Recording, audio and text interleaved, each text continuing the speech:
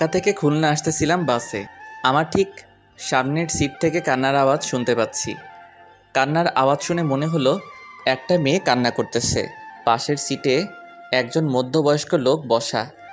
আমার মনে একটু সন্দেহ হলো, কেননা টিভি নিউজে মাঝে মাঝে দেখি মেয়ে মানুষকে পাচার করে, রেপ করে, বিক্রি করে ইত্যাদি।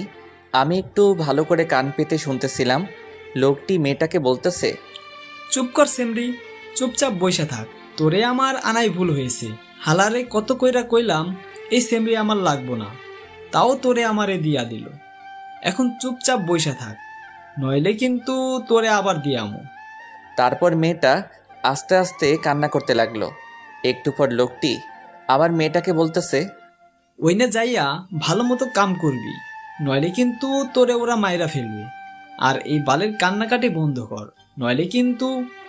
এইবার আমি কনফার্ম হলাম এই মেয়েটা কোনো খারাপ লোকের পাল্লায় পড়ছে। বাস চলেছে আর আমি সময়ের অপেক্ষায় আছি, কখন মেয়েটার সাথে কথা বলা যাবে। বাস যখন মাওয়াঘাটে পৌঁছালো তখন মাওয়াঘাটে প্রচুর জ্যাম। কমপক্ষে 4 থেকে 5 ঘন্টা সময় লাগবে। আর ঘাটে যে ফেরি আছে ওইটা 1 ঘন্টা পর ছাড়বে। তার মানে আমরা পরে যে ফেরি আসবে সেই ফেরিতে যাওয়া লাগবে জ্যামের কারণে। বাসের ভিতর গরমের কারণে অনেক যাত্রী বাইরে বের হচ্ছে। কিছুক্ষণ পর ওই লোকটা বাইরে বের হলো। আমি এই রকমই একটা সময়ের অপেক্ষা করতেছিলাম। আমি মেয়েটার পাশের সিটে বসলাম, মেয়েটার দিকে তাকালাম। মেয়েটা বোরকা পরা, শুধু তার চোখটা দেখা যাচ্ছে। চোখটা রক্তের মতো লাল। অনেক কেঁদেছে মেয়েটা। আমি মেয়েটাকে বললাম, কোনো সমস্যা? মেয়েটা মাথা নাড়িয়ে না বলল। আমি বললাম, যদি কোনো সমস্যা থাকে বলতে পারেন। মেয়েটা কিছুক্ষণ চুপ থেকে বলল, সমস্যা বলে কি হবে, যে সমস্যার কোনো সমাধান নাই? আগে বলবেন তো, দেখি সমাধান করা যায় কি না। আমাকে বিক্রি করে দিচ্ছে খারাপ জায়গায়, সেখানে আমাকে নিয়ে যাওয়া হচ্ছে। আপনাকে কে বিক্রি করে দিয়েছে? আর আপনার পরিবার কোথায় থাকে? মেয়েটা বলল, আমার পরিবার বলতে কেউই নেই, আমি একটা এতিম মেয়ে। আর যারা আমাকে বিক্রি করছে তাদের আমি কাউকে চিনি না, কিন্তু তাদের মধ্যে একজন পুলিশ ছিল। এর মধ্যে ওই মধ্যবয়স্ক লোক চলে আসলো। আমি আস্তে করে আমার সিটে বসে পড়লাম। আমি ভাবতে লাগলাম, আমি কি মেয়েটাকে বাঁচাতে পারবো নাকি পারবো না। আমি যদি আবার কোনো সমস্যার ভিতর পড়ি। লোকটি মেয়েটাকে বলতেছে, আশেপাশে খাবার হোটেল নেই, আমি সামনে হোটেলে গিয়ে খাবার লইয়া আসি, আর তুই এইখানে বইয়া থাক, আমি আইতাছি। এই কথা বলে লোকটি চলে গেল। আমি আবার মেয়েটার পাশে গিয়ে বসলাম আর বললাম, এখন কি করবেন? মেয়েটা বলল, জানি না। আমি বললাম, বাঁচতে হলে একটা উপায় আছে। মেয়েটা বলল, কি উপায়? এখান থেকে পালাতে হবে। কিন্তু আমি পালিয়ে কোথায় যাব? আমার তো আপন বলতে কেউ নেই এই দুনিয়াতে। সেটা এখন ভাবার বিষয় না। কিন্তু আপনি আমাকে নিয়ে কোথায় যাবেন? সেটা পরে ভাবা যাবে। কিন্তু কিন্তু কি? এই লোকটা চলে আসবে। যদি বাঁচতে চান তাহলে এখান থেকে এখনই পালাতে হবে। মেয়েটাকে দেখে মনে হচ্ছে ভয় পাচ্ছে। দেখেন, আপনি আমাকে বিশ্বাস করতে পারেন, আমি আপনার কোনো ক্ষতি করব না। মেয়েটা আমার চোখের দিকে কিছুক্ষণ তাকিয়ে থেকে বলল, চলুন।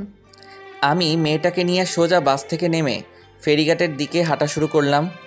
ফেরিঘাটে যেয়ে দেখি ফেরি চলে গেছে। এখন কি করব কিছু বুঝতেছি না। এখন স্টিমার বোটে যাওয়া ছাড়া কোনো উপায় নাই। মেয়েটা বলল, কোথায় যাব আমরা? ভয়ে ভয়ে বলল কথাটা। আমি বললাম, আমার দাদা বাড়ি। তারপর স্টিমার বোটে উঠলাম। অনেক গতিতে চলছে। কিছুক্ষণ পর মেয়েটা অন্যদিকে ফিরে মুখের উপর থাকা মুখোশটা মাথার উপরে উঠিয়ে হাতটা মেলে আকাশের দিকে তাকিয়ে রইল। তারপর মেয়েটা মুখোশটা ঠিক করে আমার পাশে এসে বলে, জানেন, আমি এই প্রথম নদী দেখলাম। মানে? আপনি আগে পরে কখনো নদী দেখেন নাই? না, আমি সব সময় এতিমখানার ভেতরেই থাকতাম। আপনার আপন বলতে কেউ কি নেই? জানি না আছে কিনা। বলেই মেয়েটা কান্না করতে লাগলো। কান্না বন্ধ করুন, মানুষজন খারাপ ভাববে। বোট থেকে নামার পর আমার চাচাতো ভাইকে ফোন দিলাম। হ্যালো শাকিল। কেমন আছো ভাইয়া? ভালো, আমি আসতেছি বাড়ি। সত্যি? হুম। এই কে কে আসবে? একটা মেয়ে আছে, আমার সাথেও আসবে। কে ভাইয়া মেয়েটা? আমি আসি তারপর বলবানি। থাক, আর বলা লাগবে না, আমি বুঝছি। কি বোঝো? বলার আগে ফোনটা কেটে দিল। তারপর মেয়েটাকে বললাম, কিছু খাবেন? মেয়েটা মাথা নাড়িয়ে না বলল। তারপর আমি জোর করে হোটেলে নিয়ে গেলাম।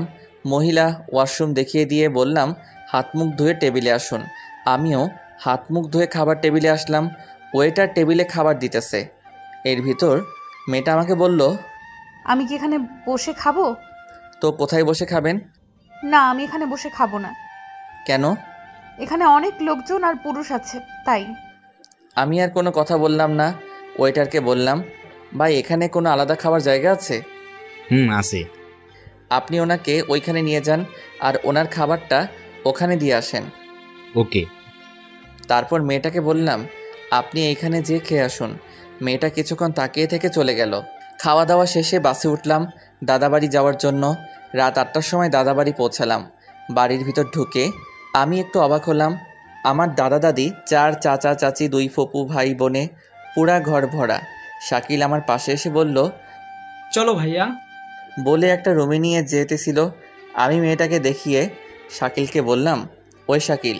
আর ও আপুকে ডাক দিয়ে বলল, আপু, তুই ভাইয়াকে নিয়ে যা। ভাবি মানে? শাকিল মুচকি মুচকি হাসতেছে। আমি মেয়েটাকে বললাম, এনাদের সামনে একটু কান্না করবেন না। মেয়েটা মাথা নাড়িয়ে ঠিক আছে জানালো। আপু আমার সামনে এসে বলতেছে, অনেক বড় হয়ে গেছিস। মানে? মেয়েটাকে দেখিয়ে এই যে বলে আপু মেয়েটাকে নিয়ে অন্য রুমে চলে গেল। আমি রুমে এসে ফ্রেশ হয়ে বের হওয়ায় শাকিল আমার হাতে একটা পাঞ্জাবি দিয়ে বলল, পরো এটা। আমি বললাম না আমার জামা কাপড় ব্যাগে আছে। তারপরেও পরো, দাদা পড়তে বলেছে। আমি পরে বের হলাম। তারপর দাদার পাশে বসলাম। দাদাকে বললাম, কেমন আছো? তারপর দাদা আমাকে জড়িয়ে ধরে কান্না করতে লাগলো আর বলল, তোর মা বাপ এখন আমার উপর অভিমান করে আছে। আমি ফোন করেছিলাম তোর আব্বু আম্মুকে, তারা সকালে আসতেছে। আমি অবাক হয়ে গেলাম। এই 21 বছর পর দাদা আমার আব্বু আম্মুর সাথে কথা বলল। আমার মা বাবা প্রেম করে বিয়ে করছিল বলে মেনে নেয়নি। আমার দাদা তার ভাইয়ের মেয়ের সাথে আব্বুর বিয়ে ঠিক করছিল, কিন্তু আমার আব্বু বিয়ের 3 দিন আগে পালিয়ে বিয়ে করে। তারপর দাদার কাছে আসছিল, দাদা মেনে নেয়নি। আরও অনেক কথা অন্য একদিন বলবো। তারপরে সবার সাথে কথা বললাম। মেজো চাচিকে জিজ্ঞাসা করলাম, চাচা কই? অফিসে। আমার মেজো চাচা কাজী। এত রাতে অফিসে? এখনই চলে আসবে। তারপর দাদি আমাকে বলল, মেয়েটার নাম কি? আপু চিল্লাইয়া বলল, রোজা। সবাই মেয়েটার প্রশংসা করতে লাগলো। আমি একটু রুমের বাইরে এসে রিয়াকে ফোন দিলাম। কোথায় তুমি? দাদা বাড়ি। তোমার না খুলনা আসার কথা ছিল? একটু সমস্যা হয়েছে, তাই দাদা বাড়ি আসলাম। কি সমস্যা হইছে? তুমি ঠিক আছো তো? তেমন কিছু হয় নাই। তোমার পরীক্ষা কেমন হলো? ভালো। শোয়ান শোয়ান, দাদা ডাকতেছে। আমি রিয়াকে বললাম, পরে ফোন দিব, দাদা ডাকতেছে। কাল আমার পরীক্ষা নাই, আজ সারা রাত কথা বলবো। আচ্ছা, আমি পরে ফোন দিচ্ছি। Okay, I love you. I love you too. Bye. Phone কেটে ফোনটা সাইলেন্ট করে রাখলাম। রুমের ভিতর এসে দেখি মেজো চাচা এসে পড়ছে। সবাই অনেক খুশি। আমাকে দেখে সবাই হাসতেছে। আমি দাদির পাশে বসলাম। দাদি বলল, কবুল বল। মানে? আরে লজ্জা পেতে হবে না। সবাই একসাথে হু হু করে হেসে উঠল। দাদি আবার বলল, কবুল বল। এই তোমরা চুপ করো। আমার মুখটা দাদির দিকে ফিরিয়ে দাদি বলল, কবুল বল। দাদি কবুল বলল মানে? তোর বিয়ে এখন, আর তুই কবুল বলবি না? আমার বিয়ে কার সাথে? কার সাথে? আবার রোজার সাথে। আরে এই মেয়েটারে তো আমি। তোর কিছু বলা লাগবে না, রোজা আমাদের সব বলেছে। তো তোর তো কিছুই বুঝি না। এখন তুই কবুল বলে এখানে সই কর। আর তুই যদি বিয়েটা না করিস, তোর আব্বু আম্মুকে আমি কোনোদিনও মেনে নেব না। আমি কিছুক্ষণ চুপ থেকে বললাম, রোজার সাথে আমার কিছু কথা আছে। ভাইয়া, আগে বিয়েটা কর, তারপর মন ভৈরা কথা বলো। সবাই কত হাসি খুশি। আমি যদি না বলি সবাই মনে কষ্ট পাবে। সাথে মা বাবাকে দাদা মেনে নেব না। আমি আমার আব্বুকে অনেক কাঁদতে দেখেছি দাদা দাদির জন্য। এখন বাবা মাকে বলেও যদি মেনে না নেই, তাহলে বাবা মা অনেক কষ্ট পাবে। কি করব কিছুই মাথায় আসতেছে না। কি হলো, কবুল বল। আমি আর কোনো কিছু না ভেবে 3 বার কবুল বলে সই করে দিলাম। আলহামদুলিল্লাহ। তারপর চাচা দাদা দাদি যে রুমে রোজা, সেই রুমে গিয়ে রোজা সই নিল। তারপর খাওয়া দাওয়া করে শাকিল বলল, ভাইয়া এই রুমে চলো তো। আমি রুমে গেলাম। রুমের জানালা দিয়ে দেখলাম একটা লাল শাড়ি পরা একটা মেয়েকে অন্য রুমে নিয়ে যাচ্ছে। কিছুক্ষণ পর দাদা আর দাদি আসলো, এসে আমাকে একটা রুমের সামনে নিয়ে গেল। রুমের ভিতর ঢুকিয়ে দরজাটা বাইরে থেকে বন্ধ করে দিয়ে হাসতে হাসতে চলে গেল দাদা দাদি। আমি রুমটা দেখে অবাক হলাম, এত সুন্দর করে রুমটা সাজানো হয়েছে। সারা রুমে মোমবাতি, পুরা বিছানাটা ফুল দিয়ে সাজানো হয়েছে। রুমের ভিতর একটা খাট, একটা টেবিল, টেবিলের উপর এক গ্লাস দুধ, এর 2 সেট জামা কাপড় আছে, একটা আমার একটা হয়তো রোজার। আমি রুমে ঢোকার শব্দ শুনে রোজা খাট থেকে নেমে এসে আমার পা ধরে বসে রইল। আমি কি করব কিছুই বুঝতেছি না। আমি ওর 2 ডানা ধরে রোজাকে দাঁড় করালাম আমার সামনে। ইয়া বড় ঘুমটা দেওয়া। রোজা আমার হাত ধরে টেবিলের কাছে নিয়ে গেল, নিয়ে দুধের গ্লাসটা আমার হাতে দিল। আমি গ্লাসটা হাতে নিয়ে বললাম, আমার কিছু কথা আছে। রোজা বলল, শুনবো, সব কথা শুনবো। আগে দুধটা খান, অর্ধেক খান কিন্তু। আমি রোজার পাশে দাঁড়িয়ে দুধটা মুখ লাগিয়ে খাচ্ছি। অর্ধেকের বেশি খাওয়ার সাথে সাথে রোজা একটু উঁচু হয়ে হাত ধরে দুধের গ্লাসটা মুখের থেকে 2 আঙ্গুল দূরে সরিয়ে রেখে বলল, অর্ধেক খেতে বলছি না? আমার হাত এখনো ধরা। আমি ওর দিকে তাকিয়ে আছি। ঘুমটার আড়ালে শুধুমাত্র ওর ঠোঁটটা দেখা যাচ্ছে। ঠোঁটের নিচে ছোট একটা তিল, যা ওর ঠোঁটের সৌন্দর্যকে আরও বাড়িয়ে দিচ্ছে। আমি আস্তে আস্তে দুধের গ্লাসটা রোজার হাতে দিলাম। রোজা দুধটা খেয়ে আবার আমার হাত ধরে খাটের কাছে নিয়ে গেল। আমি খাটের এক পাশে বসে রোজাকে অন্য পাশে বসতে বললাম। ও এখনও ঘুমটা দেওয়া। চুপচাপ 2 জন বসে আছি। নীরবতা ভেঙে আমি বললাম, কি থেকে কি হয়ে গেল, তাই না? কিন্তু আল্লাহ যা করে ভালোর জন্যই করে। আপনাকে কিছু কথা বলার ছিল। বলেন। আমি একজনকে ভালোবাসি। 4 বছরের সম্পর্ক আমাদের। আমার বাবা মা জানে। ওর পরীক্ষা চলতেছে, পরীক্ষা শেষ হলে আমাদের বিয়েটা হওয়ার কথা ছিল, কিন্তু আপনার সাথে বিয়েটা হয়ে গেল। আপনি তো না বলতে পারতেন। কিন্তু এই কারণে আপনাকে আমার বিয়ে করা লাগছে। আমি কিছুদিন পর আপনাকে ডিভোর্স দিয়ে দিব। রোজা একটু হেসে বলল, বিয়েটা হতে পারলো না, এরই মধ্যে ডিভোর্স? আমি কিছুক্ষণ চুপ থেকে বললাম, আপনি চিন্তা করবেন না, আমি আপনার থাকা খাওয়ার একটা ব্যবস্থা করে দিব। আপনি আমাকে একবার দেখেন তো। দেখে কি হবে? থাক, দেখা লাগবে না।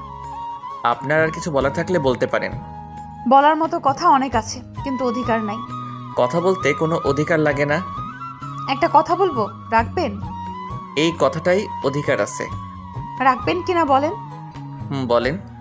আপনি আমাকে নাম ধরে ডাকবেন আর তুমি করে বলবেন। শুধু এইটুকু? হুম। আচ্ছা, এবার আপনি ঘুমান।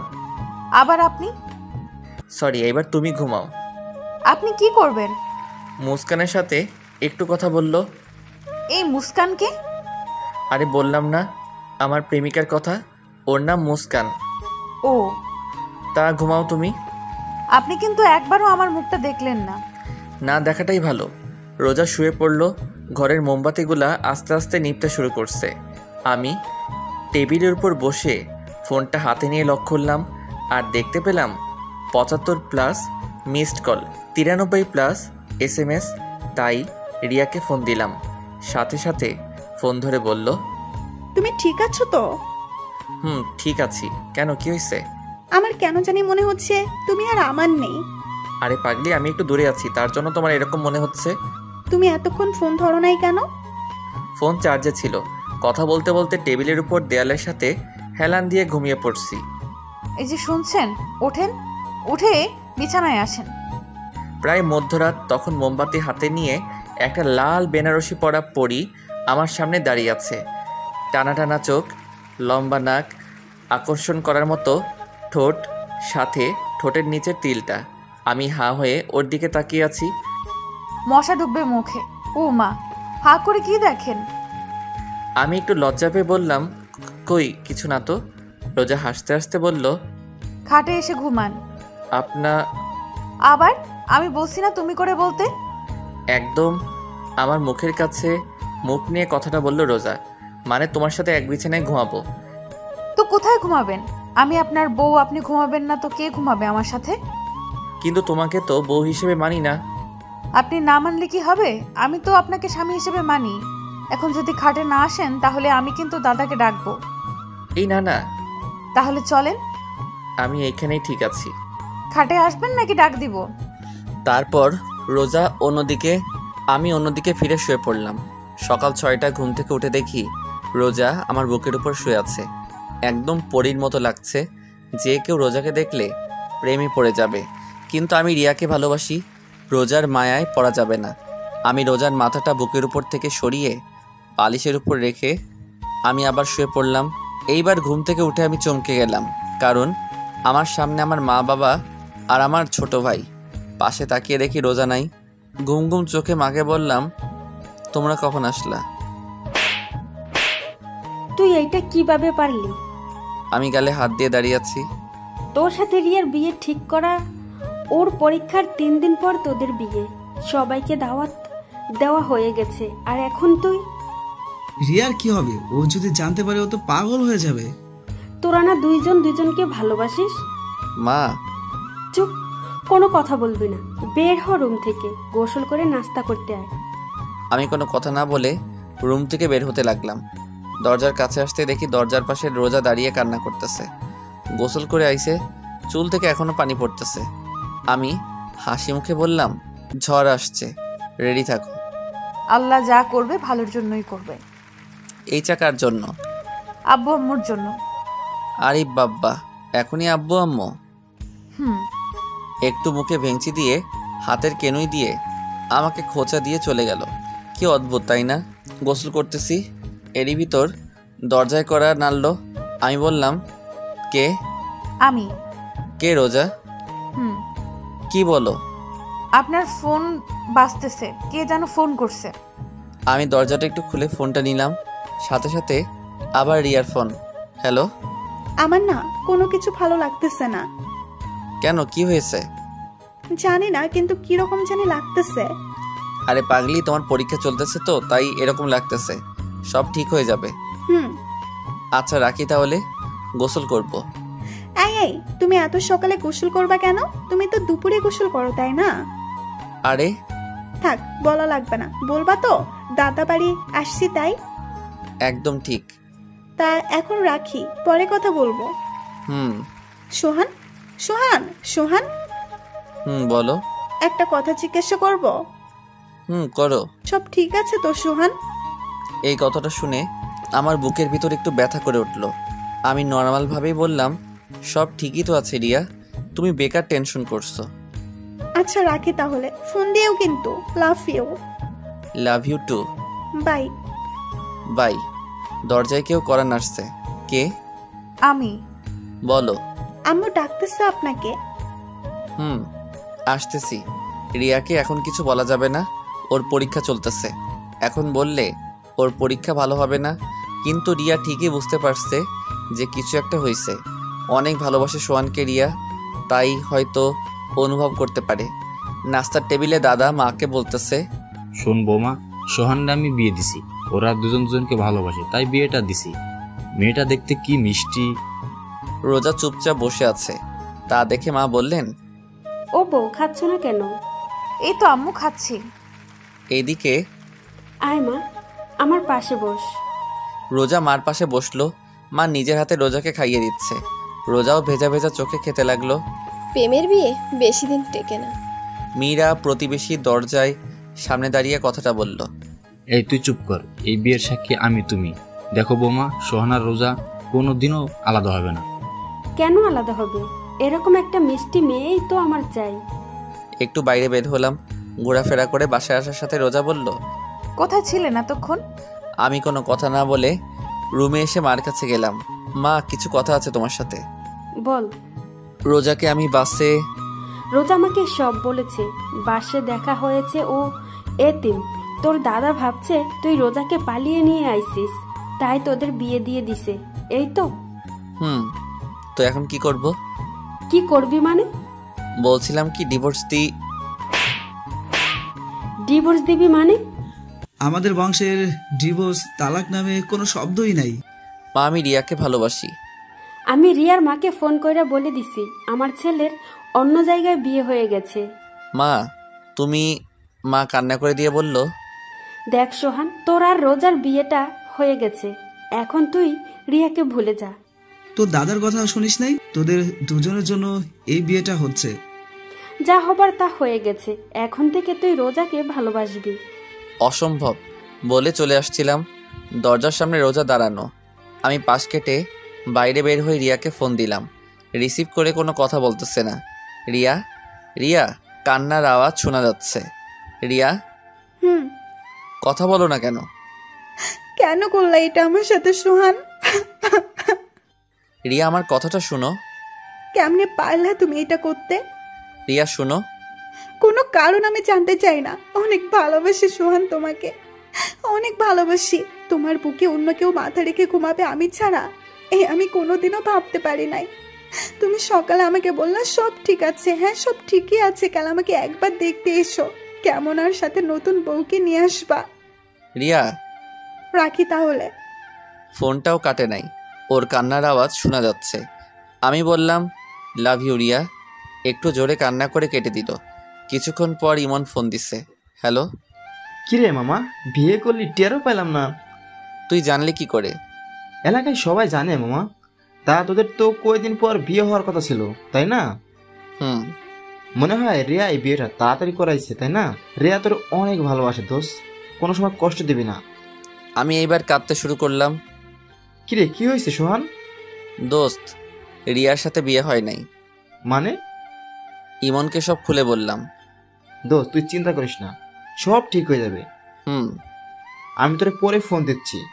বাসায় আসলাম, খাটে বসা মাত্র রোজার রুমে এসে বলল, কিছু লাগবে? না। রোজার হাতে মার সোনার চুড়ি, যে একসময় মা রিয়াকে দেবে বলে কিনেছিল মা। রোজা আমার পাশে বসলো। আপনি কোনো চিন্তা করবেন না, আমাকে ডিভোর্স দিয়ে রিয়া আপুকে আপনি বিয়ে করেন। আমি হাসতে হাসতে বললাম, আমার অধিকার পাও নাই? তা কি হইছে? বাড়ির আর সবার কাছ থেকে তো নিজের অধিকার নিয়ে নিচ্ছ। মানে আর কি, যাও বের হও রুম থেকে। রিয়া চলে গেল। আমি চোখ বুজে শুয়ে শুয়ে ভাবতেছি কি থেকে কি হয়ে গেল। আমার সাজানো জীবনটা এক নিমিষে উল্টাপাল্টা হয়ে গেল। অনেক রাগ হচ্ছে রোজার উপর। কিছুক্ষণ পর রোজার রুমে আসলো। ও হয়তো ভাবছে আমি ঘুমিয়ে পড়ছি। পাশে বসে আমার কপালে একটা চুমু দিল। আমার রাগের পরিমাণটা আরও বেড়ে গেল। আমি উঠেই রোজার গালে ঠাস ঠাস। তোর সাহস কি করে হলো এটা করার? রোজা ভয় পেয়ে আমার থেকে একটু দূরে সরিয়ে দাঁড়িয়ে বোবা কান্না করতেছে। ফর্সা গালে আমার আঙুলের ছাপ স্পষ্ট দেখা যাচ্ছে। তোরে বলছি না আমার থেকে দূরে দূরে থাকবি? রোজা কোনো কথা বলতেছে না, চুপচাপ কান্না করতেছে। এরই মধ্যে মা রুমে ঢুকলো। কি হয়েছে, এত চিল্লাচিল্লি করছিস কেন? এ কি রোজা, তুই কান্না করতেছিস কেন? তোর গালে এটা কিসের দাগ? নে আম্মু। মা আমার কাছে এসে বলল, রোজাকে মারছিস তুই? কেন মারছিস? মা এবার আমার গালে পড়ছে। আমার রাগটা আরো বাড়তে লাগলো। মা, এই একটা মেয়ের জন্য তুমি? ও শুধু একটা মেয়ে না, ও আমাদের বাড়ির বউ। বউ বউ বউ আর ভালো লাগে না মা। ভালো লাগবে আনে। আসেন ভাত খাইতে। রোজা মা, তুই আমার সাথে আয়। মা, আমি খুলনা যাব। তোর সাথে পরে কথা বলবো। আর রোজার গায়ে ফেরদার হাত দিচ্ছিস তো আমার চাইতে খারাপ আর কেউ হবে না। মা রোজাকে নিয়ে চলে গেল। আর আমি ভাবতেছি কি করা যায়। রিয়াকে ফোন দিলাম কিন্তু ওর ফোনটা বন্ধ। এত টেনশন আমি আর নিতে পারতেছি না, পুরা মাথাটা ঘুরছে। আমি নিচে ঠাস করে পড়ে গেলাম। আর কিছুই মনে নেই। চোখ মেলে দেখি রোজা আমার পাশে বসে আমার হাত ধরে কান্না করতেছে। বাড়ির সবাই খাটের আশেপাশে দাঁড়িয়ে আছে। আপু ভাত নিয়ে আসলো। একে একে সবাই বের হয়ে গেল। এখন রুমে আমি, মা আর রোজা। রোজা আমার সামনে ভাত তরকারি পানি রাখতে লাগলো। হাত ধুতে যাব, তখন দেখি হাত নাড়াতে পারছি না। মনে হয় পড়ে যাবার সময় ব্যথা পাইছি। মা, ভাত খাওয়াই দাও। কেন, হাতে কি হয়েছে? এমনি ব্যথা করতেছে ডান হাতে। ঠিক আছে। মা ভাত মাখাতে লাগলো। এরই মধ্যে চাচি আপু মাকে ডাকতেছে। কি? তোমাদের দাদা ডাকতেছে। খাওয়ানো শেষ হলে আসতাছি, তুই যা। চাচি, তুমিও না, তোমার পোলার এখন বউ আছে, আর বউ থাকতে তুমি ওরে খাওয়াইয়া দাও। মা কিছু একটা ভেবে রোজাকে বলল, নে বাটটা খাইয়া দে, তারপর ঔষধ খাইয়া দিস। মা চুপচাপ খা, না হলে না খাইয়ে থাক। মা চলে গেল। অনিচ্ছা থাকা সত্ত্বেও রোজার হাতে ভাত খেতে হলো। তারপর রিয়াকে ফোন দিলাম কিন্তু বরাবরের মতো ফোনটা বন্ধ। রাতে আমি আগে থেকে রুমে শুয়েছিলাম। রোজা এসে আমার পাশে শুয়ে পড়ল। আমি একটু নর্মালভাবে জিজ্ঞাসা করলাম, তোমার অতীত সম্পর্কে বললা না? রোজা আমার দিকে ফিরল, ওর চোখের পানি গাল বেয়ে পড়তেছে। খালি কান্না করে মেয়েটা। খুব মায়া হলো ওর প্রতি। নিজের অজান্তে আমার হাত দিয়ে ওর চোখের পানি মুছে দিলাম। ও করুণ চোখে আমার দিকে চেয়ে আছে। আমি একটু হেসে বললাম, তোমার অতীতটা কি আমি জানতে চাই। কি হয় তুমি এতিমখানা থেকে ওদের কাছে গেলে? আমার যখন 2 বছর বয়স তখন আমার বাবা মারা যায়। আমার মামারা মার অন্য জায়গায় বিয়ে ঠিক করে, কিন্তু মার সাথে যার বিয়ে ঠিক হয় সে আমাকে মেনে নেবে না। তাই মা এক প্রকার বাধ্য হয়ে আমাকে এতিমখানায় রেখে আসে। এইসব কথা আমাকে এতিমখানায় যে খালা রান্না করতো সে বলছে। বুঝলাম। তা তুমি ওই লোকদের কাছে কিভাবে গেলে? এতিমখানার মালিক মারা যাওয়ার পর কিছু বড় বড় নেতার চোখ পড়ে এতিমখানায়। এখানেই নাকি মার্কেট হবে। এতিমখানায় যত লোক ছিল তাদের মধ্যে শুধু আমিই বড় ছিলাম, আর সবাই ছোট ছোট। সবাইকে আলাদা আলাদা এতিমখানায় শিফট করা হয়, কিন্তু একটা পুলিশ আমাকে ওই লোকটার কাছে বিক্রি করে দিছে। তারপর আপনার সাথে দেখা। বলে কান্না করতে লাগলো। তোমাকে বলছি না এই কান্নাকাটি একদম আমার সামনে করবা না। ও কান্না থামিয়ে বলল, আপনি রিয়া আপুকে বিয়ে করেন, কিন্তু আমারে তাড়ায় দিবেন না। আপনার ঘরের এক কোনায় একটু জায়গা দিয়েন। আপনি তো জানেন আমার থাকার কোনো জায়গা নাই। আমি কি বলবো কিছুই মাথায় আসতেছে না। আচ্ছা ঠিক আছে, তুমি ঘুমাও তাহলে। আমি বারান্দায় এসে রিয়াকে ফোন দিলাম, কিন্তু ফোন এখনো বন্ধ। আমি এসে বিছানায় শুয়ে পড়লাম। রাত 4:30-এ ফোনের আওয়াজে ঘুম ভাঙে। চোখ মেলে তাকিয়ে দেখি রোজা আমাকে জড়িয়ে ধরে শুয়ে আছে। ওর গরম নিঃশ্বাস আমার গলার ওপর পড়তেছে। রোজাকে না সরিয়ে ফোনটা রিসিভ করলাম। ইমন ফোন দিছে। হ্যালো। কিরে দোস্ত, এত রাতে কিছু হয়েছে? দোস্ত রিয়া? কি হয়েছে রিয়ার? রোজাকে ধাক্কা দিয়ে সরিয়ে উঠে বসলাম। রোজা করুণ চোখে আমার দিকে চেয়ে আছে। দোস্ত রিয়া সুসাইড করেছে। মানে কি? দোস্ত অবস্থা খুব খারাপ। সদর হাসপাতাল থেকে ফেরত দেশে খুলনা মেডিকেল নেওয়া হয়েছে। দোস্ত কি করব বল? তুই তাড়াতাড়ি চলে আয়, না হলে হয়তো শেষবারের মতো দেখতে পারবি না। কিছু হবে না রিয়ার, আমি এখনই আসতেছি। কি হয়েছে? আপনি এখন কোথায় যাবেন? আমার হাত ধরে কথাটা বলল রোজা। আমার প্রচুর রাগ উঠতে লাগলো। ঠাস ঠাস ঠাস কয়টা থাপ্পড় দিছে আমার মনে নাই। তোর জন্য, শুধু তোর জন্য আমার সাজানো জীবনটা এলোমেলো হয়ে গেছে। রোজা কান্না করতে আছে। এত রাতে চিল্লাপাল্লা শুনে বাড়ির সবাই কড়া নাড়ালো। দরজা খুলতেই মা ঘরে ঢুকে, সাথে দাদি ও চাচিরা। কি হয়েছে কি সোহান? এত চিল্লাপাল্লা কেন? কি রে রোজা, তুই কান্না করতেছিস কেন? তুই আবার রোজাকে মারছিস? মা আমার কথা না শুনে অনবরত থাপ্পড় মারতে লাগলো আমার গালে। রোজা খাট থেকে নেমে আমার সামনে দাঁড়ালো। আম্মু, উনি আমারে কিছু বলে নাই। তুই সর সামনে থেকে। না আম্মু, উনি আমার স্বামী, উনিই মারবে আমাকে, আর উনি ভালোবাসবে আমায়। সর তো তুই। মারো, কত মারবা মারো। এবার মা বুঝতে পারলো কিছু একটা হয়েছে। মা আমার পাশে বসে বলল, কি হয়েছে? রিয়া। রিয়া কি? আমি এখন খুলনা যাব। কেন? আর এত গাড়ি পাওয়া যাবে না তো? রিয়ার কি হয়েছে? ও সুইসাইড করছে। কি? ও আমার জন্য সুইসাইড করছে মা। ইমন বলল সদর থেকে ফেরত দিয়েছে, খুলনা মেডিকেলে নিয়ে গেছে। আর ইমন বলল মনে হয় আর বাঁচবে না। মা কি বলবে ভাবতেছে। মা জানতো এরকম কিছু একটা হবে, কিন্তু এত তাড়াতাড়ি হবে তা মা ভাবতে পারে নাই। দেখ সোহান, রিয়ার কিছু হবে না। রোজা আমার পাশে বসলো, আমার কাঁধে হাত রেখে বলল, আপনি চিন্তা করবেন না, সব ঠিক হয়ে যাবে। এখন 5:30। শাকিল কোথা থেকে একটা বাইক নিয়ে এসে। রিয়ার মাকে ফোন দিলাম, কিন্তু রিসিভ করলো না। খুলনা রওনা দিব। রুম থেকে বের হব, এরই ভিতর রোজার সামনে আসলো। আমার ডান হাত তার বুকের উপর রাখলো, আর চোখ বুজে বলতে লাগলো, আমি হয়তো আপনার জীবনে এসে অনেক বড় ক্ষতি করে ফেলেছি আপনার। আমার না অনেক লোক, ছোটবেলা থেকেই কাউকে আব্বু আম্মু বলে ডাকতে পারি নাই, তাই আপনার আব্বু আম্মুকে পেয়ে লোকটা আর সামলাতে পারি নাই। আমার জন্য আপনি অনেক সমস্যায় পড়ছেন, তার জন্য আমি আপনার কাছে ক্ষমা চাচ্ছি। আমার হাতটা এখনো ওর বুকের উপর। এক একটা নিঃশ্বাস আমি আমার হাত দিয়ে অনুভব করতে পারছি। আমি হালকা করুণভাবে বললাম, আর কিছু বলবে? বলো তাহলে, আমার বের হতে হবে। মারবেন না তো? না, বলো। আর ওই সময় তোমাকে মারছি তার জন্য সরি। আমি আপনাকে একটু জড়িয়ে ধরতে চাই। রোজা উত্তরের আশায় আমার দিকে চেয়ে আছে। আমি কি বলবো ভাবতেছি, কি মনে করে যেন আমি হাতটা মেলে দিলাম, আর ও সোজা আমার বুকের উপর পড়লো। মা দরজার সামনে দাঁড়িয়ে হালকা কাশি দিল। রোজা লজ্জা পেয়ে খাটের কাছে বসলো। মা রুমে ঢুকে রোজাকে বলল, রোজা মা, তুই একটু বাইরে যা। রোজা বাইরে চলে গেল। মা কিছু বলবা? দেখ সোহান, তুই রিয়াকে ভালোবাসিস, তোর ভালোবাসাকে আমি আর তোর আব্বুর সম্মান করি বলে আমরা তোর আর রিয়ার বিয়ে ঠিক করি।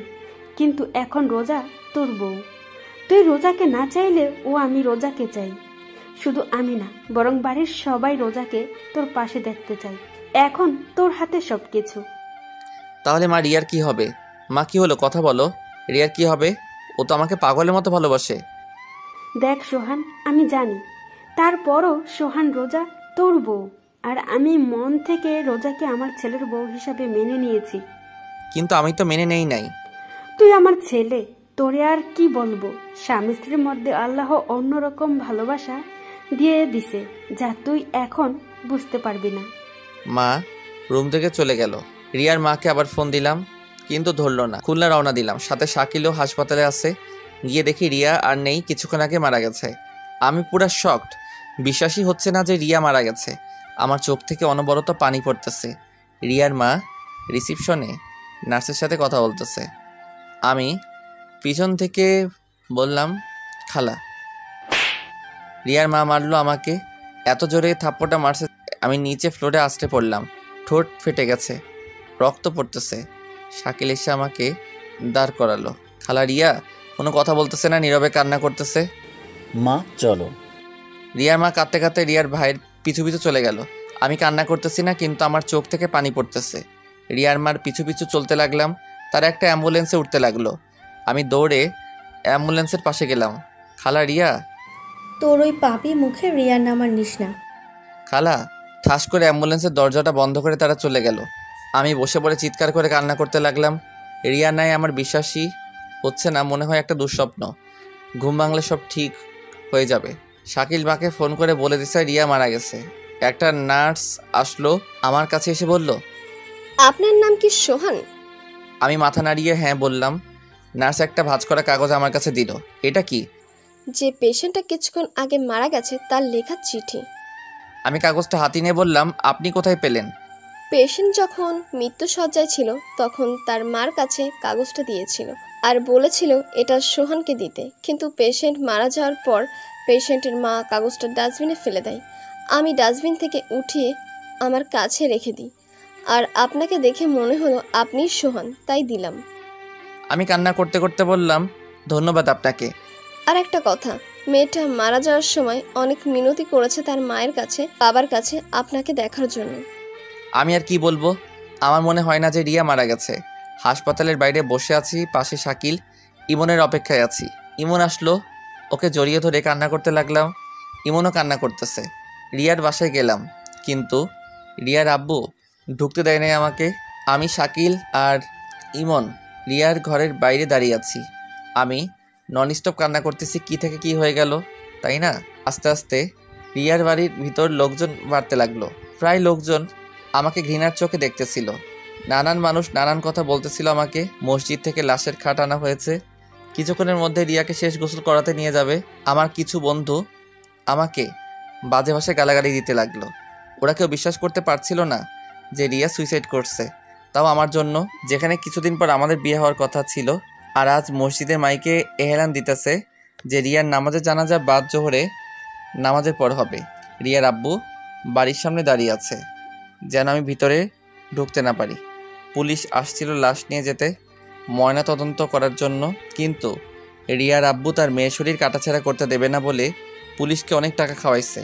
রিয়ার আম্মু বাইরে আসছে। আমি দৌড়ে তার কাছে গেলাম আর বললাম, খালা, রিয়াকে শেষবারের মতো একবার দেখতে দিন। রিয়ার আম্মু কান্না করতে করতে বলল, তুই আমার মেয়েকে দেখতে পারবি না। আমার মেয়ে তোরে শেষবার দেখার জন্য তরপাইছে, আকুতি মিনতি করছে, কিন্তু তোরে দেখতে পাই নাই, তাই তরেও দেখতে দিব না। তুইও তরপাবি, আজীবন আফসোস করবি যে শেষবার তুই রিয়ার মুখটাও দেখতে পাসনি। আমি রিয়ার মার পা ধরে কান্না করতে লাগলাম। রিয়ার বড় ভাই এসে রিয়ার মার কাছ থেকে নিয়ে আমাকে বাইরে বের করে দিল। ওদের বাসার মধ্যে কান্নার রোল পড়ে গেছে। ঘর থেকে রিয়ার লাশ বাইরে বের করা হচ্ছে, শেষ গোসল করাতে নিয়ে যাচ্ছে। আর দেখতে পাবো না রিয়াকে, ভালোবাসি বলবে না আমায়। পরীক্ষা দিয়ে আইসে রিয়ার কিছু বান্ধবী, ওরাও আমাকে অনেক আজে বাজে কথা শোনাইয়া গেল। আমি কোনো কথাই বলতেছি না, সব কিছু অন্ধকার অন্ধকার লাগতেছে আমার কাছে। মসজিদের মাইকে আবার এহলান দিল জানাজার বিষয়। আমার মা আর রোজা আইসে রিয়ার বাসায়। আমার সামনে থেকে বাসার ভিতর ঢুকলো। আমি বাইরে দাঁড়িয়ে দেখতেছি। রোজা আমার কাছে আসতে চাইছিল, কিন্তু মা ওকে হাত ধরে বাসার মধ্যে নিয়ে গেল। কিছুক্ষণ পর মা বের হলো ভেজা ভেজা চোখে, আমায় বলল বাসায় চল। আমি চুপচাপ কোনো কথা বলতেছি না, শুধুমাত্র চোখ থেকে পানি পড়তেছে। রোজার পাশে যে বললাম, আল্লাহ যা করেন ভালোর জন্যই করে, তাই না? শুধুমাত্র তোমার ভালোই দেখলো, তোমার আল্লাহ আর কারো ভালো দেখালো না। রোজা কোনো কিছু না বলেই কান্না করতে লাগলো। মা আবার বলল, বাসায় চল। মারিয়াকে একবার দেখব। আর কাউকেই দেখতে দিবে না। আর মেয়েদের লাশ আপন লোক ছাড়া পরপুরুষকে দেখতে দেয় না। ওর মামারে দেখতে দেয় নাই। আমি আর কোনো কথা বললাম না, কারণ এসব নিয়মকানুন আমি জানি। আমার বুক ফেটে কান্না আসতেছে। রিয়াকে শেষবার দেখতে পারবো না। মার সাথে আমাদের বাসায় আসলাম। কিছুক্ষণ বাসায় বসে উজু করে নামাজে গেলাম। নামাজ শেষে মসজিদের বাইরে এসে দাঁড়ালাম জানাজার জন্য। মসজিদের বাইরে আগে থেকেই রিয়ার লাশ রাখা ছিল। একে একে 3 কাতারে জানাজার নামাজ শুরু হলো। জানাজা শেষে দাফন করার পর আর বাসায় যাইনি। সারাটা দিন ইমনের সাথে ছিলাম। রাত 1টার সময় বাসায় আসলাম। ডুপ্লিকেট চাবি দিয়ে ঘরে ঢোকার সাথে সাথেই দেখলাম সবাই হলরুমে বসে আছে। আমি কোনো কথা না বলে সোজা আমার রুমে আসতে যাব, তখনই মা বলল, ভাত খাবি না? না, খিদা নাই বলে রুমে চলে আসলাম। শুয়ে শুয়ে ভাবতেছি রিয়ার মৃত্যুর জন্য কাকে দোষ দিব, আমাকে, রোজাকে, মাকে, নাকি রিয়া নিজেই দায়ী। রিয়া আমাকে একবারও বোঝার চেষ্টা করলো না। আজ অনেক একা একা লাগতেছে নিজেকে। এরকম একটা দিন আসবে কোনোদিনও কল্পনাও করতে পারি নাই। কিছুক্ষণ পর, এই যে শুনছেন? শুনতেছি, বলো। উঠেন তো। কেন? উঠেন তো। আমি উঠে পিঠের তলায় একটা বালিশ দিয়ে হেলান দিয়ে বসলাম। রোজা ভাত মাখতে শুরু করলো। আমার মুখের কাছে 1 লোকমা ভাত নিয়ে বলল, হা করুন। আমি চুপচাপ ওর দিকে তাকিয়ে আছি। ও আবারও বলল, কি হলো, হা করুন। তখন বললাম, না, খাবো না। দেখে মনে হচ্ছে সারাদিন কিছুই খান নাই। আরও আপনার হাতে ব্যথা, খাবেন কি করে? নিন, হা করুন। আমি এইবার একটু জোরে চিল্লাই বললাম, খাবো না, শুনো নাই? আওয়াজ শুনে মা রুমের ভিতরে আসলো। এসে রোজাকে বলল, তোরা বলছি না ও খাবে না? ওর জন্য তুইও সারাদিন না খাইয়া রয়েছে। তুই খাইয়া ঘুমাইয়া পড়। আর সোহাগ, রোজারে যেন মারা টারা হয় না। বলে দরজাটা আটকিয়ে চলে গেল। রোজাও ভাত না খেয়ে হাত ধুয়ে বিছানায় শুয়ে পড়ল। কি অদ্ভুত, তাই না? ও আমার জন্য না খেয়ে বসে আছে। রিয়ার কথা ভাবতে ভাবতে ঘুমিয়ে পড়লাম। সকালে রোজার ডাকে ঘুম ভাঙে। চা হাতে নিয়ে দাঁড়িয়ে আছি। চাটা হাতে নিলাম। 1 চুমুক খাওয়ার পরেই রোজা জিজ্ঞাসা করলো, চা কেমন হয়েছে? আমি মাথা নাড়িয়ে ভালো বললাম। আমি নিজেকে অনেক নর্মাল রাখার চেষ্টা করতেছি, যদি কেউ বুঝতে না পারে আমার ভিতর থেকে কি চলতেছে। মানুষের ভালো করতে যে নিজের আপন মানুষকে হারালাম, আর রোজা পেল আপন মানুষ। আমার কাছে মনে হয় এই রোজার জন্য সব কিছু হয়েছে। না ওর সাথে আমার দেখা হতো, না ওর জন্য আজ এই দিন দেখতে হতো। রোজা রোজা রোজা, কি করব ওকে? আমার মাথায় কাজ করতেছে না। ফ্রেশ হয়ে নাস্তা না করে বাসা থেকে বের হতে যাব, এর মধ্যে রোজা আমার সামনে এসে দাঁড়ালো আর বলল, কোথায় যান? নাস্তা করবেন না? না। ও আমার হাত ধরে নাস্তার টেবিলে নিয়ে যেতে লাগলো। আমার এত পরিমাণ রাগ হলো যে ওর গালে ঠাস ঠাস করে 2টা থাপ্পড় দিয়ে দিলাম। রোজা আমার হাত ছেড়ে দিয়ে ছলছল চোখে আমার দিকে চেয়ে আছে। তুই এই বাড়ির বউ, আমার বউ না। এই কথাটা সবসময় মনে থাকে যেন। চলে আসার সময় মা রুমের দিকে তাকিয়ে দেখি মা আরও আমার দিকে চেয়ে রইছে। বাইরে বের হয়ে দেখি রিয়ার ছোট ভাই বাসার গেটের সামনে দাঁড়িয়ে আছে, হাতে একটা ব্যাগ নিয়ে। ওর পাশে যেয়ে দাঁড়ালাম। ও নিচের দিকে চেয়ে আছে। কিছু বলবি আরিয়ান? ও তখন কাঁদতে কাঁদতে আমাকে জড়িয়ে ধরলো। কিছুক্ষণ পর ছেড়ে দিয়ে ব্যাগটা আমার হাতে দিল। আমি হাতে নিয়ে বললাম, কি এতে? ও কাঁদতে কাঁদতে বলল, এটা আপুর ডায়েরি। তুমি যে শাড়ি দিছো সেই শাড়িটা। আমি জানি তুমি আপুকে অনেক ভালোবাসো, কিন্তু কি থেকে কি হয়ে গেল। আমি জানি তুমি অন্যায় কিছু করোনি, কারণ তুমি আপুকে অনেক ভালোবাসতা। চাইছিলাম ডায়েরিটা আমার কাছে রেখে দেবো, কিন্তু ডায়েরির প্রথম পাতায় লেখা, এই ডায়েরির শুধুমাত্র তোমার ধরাছোঁয়া পড়ার অধিকার আছে, তাই তোমার কাছেই দিতে আসলাম। কি বলবো, আমার মাথায় কিছুই আসতেছে না। আমি ওকে জড়িয়ে ধরে কান্না করতে লাগলাম আর বলতে লাগলাম, তুই আমারে মাফ করে দিস। আজ আমার জন্য তোর বোন। তুমি কোনো কিছু করো নাই, আমি জানি। বলে দৌড়াতে দৌড়াতে চলে গেল আরিয়ান। পিছন থেকে অনেক ডাক দিছিলাম, কিন্তু ফিরল না। ব্যাগটা হাতে নিয়ে ইমনের বাসায় গেলাম। যে দেখি ও এখন ঘুমে। ডাক দেওয়ার সাথে সাথে উঠে বসলো আর হাসি মুখে বলল, কিরে মামা, এত সকাল সকাল? এমনি আসলাম। সারাটা দিন ওর সাথে ঘুরলাম, কারণ নিজেকে ব্যস্ত রাখার চেষ্টা করতেছি। রিয়ার কথা যেন মনে না পড়ে, মনে পড়লে কান্না আসে। কেন ও আমাকে রেখে চলে গেল? ও কি আমাকে একটু বিশ্বাস করতো না? রিয়ার কথা যেন মনে না পড়ে, তাই নিজেকে ব্যস্ত রাখতেছি। রাত 11টার দিকে বাসায় আসলাম। দরজায় টোকা দেওয়ার সাথেই দরজা খুলে দিল। রোজা হয়তো আমার অপেক্ষায় ছিল।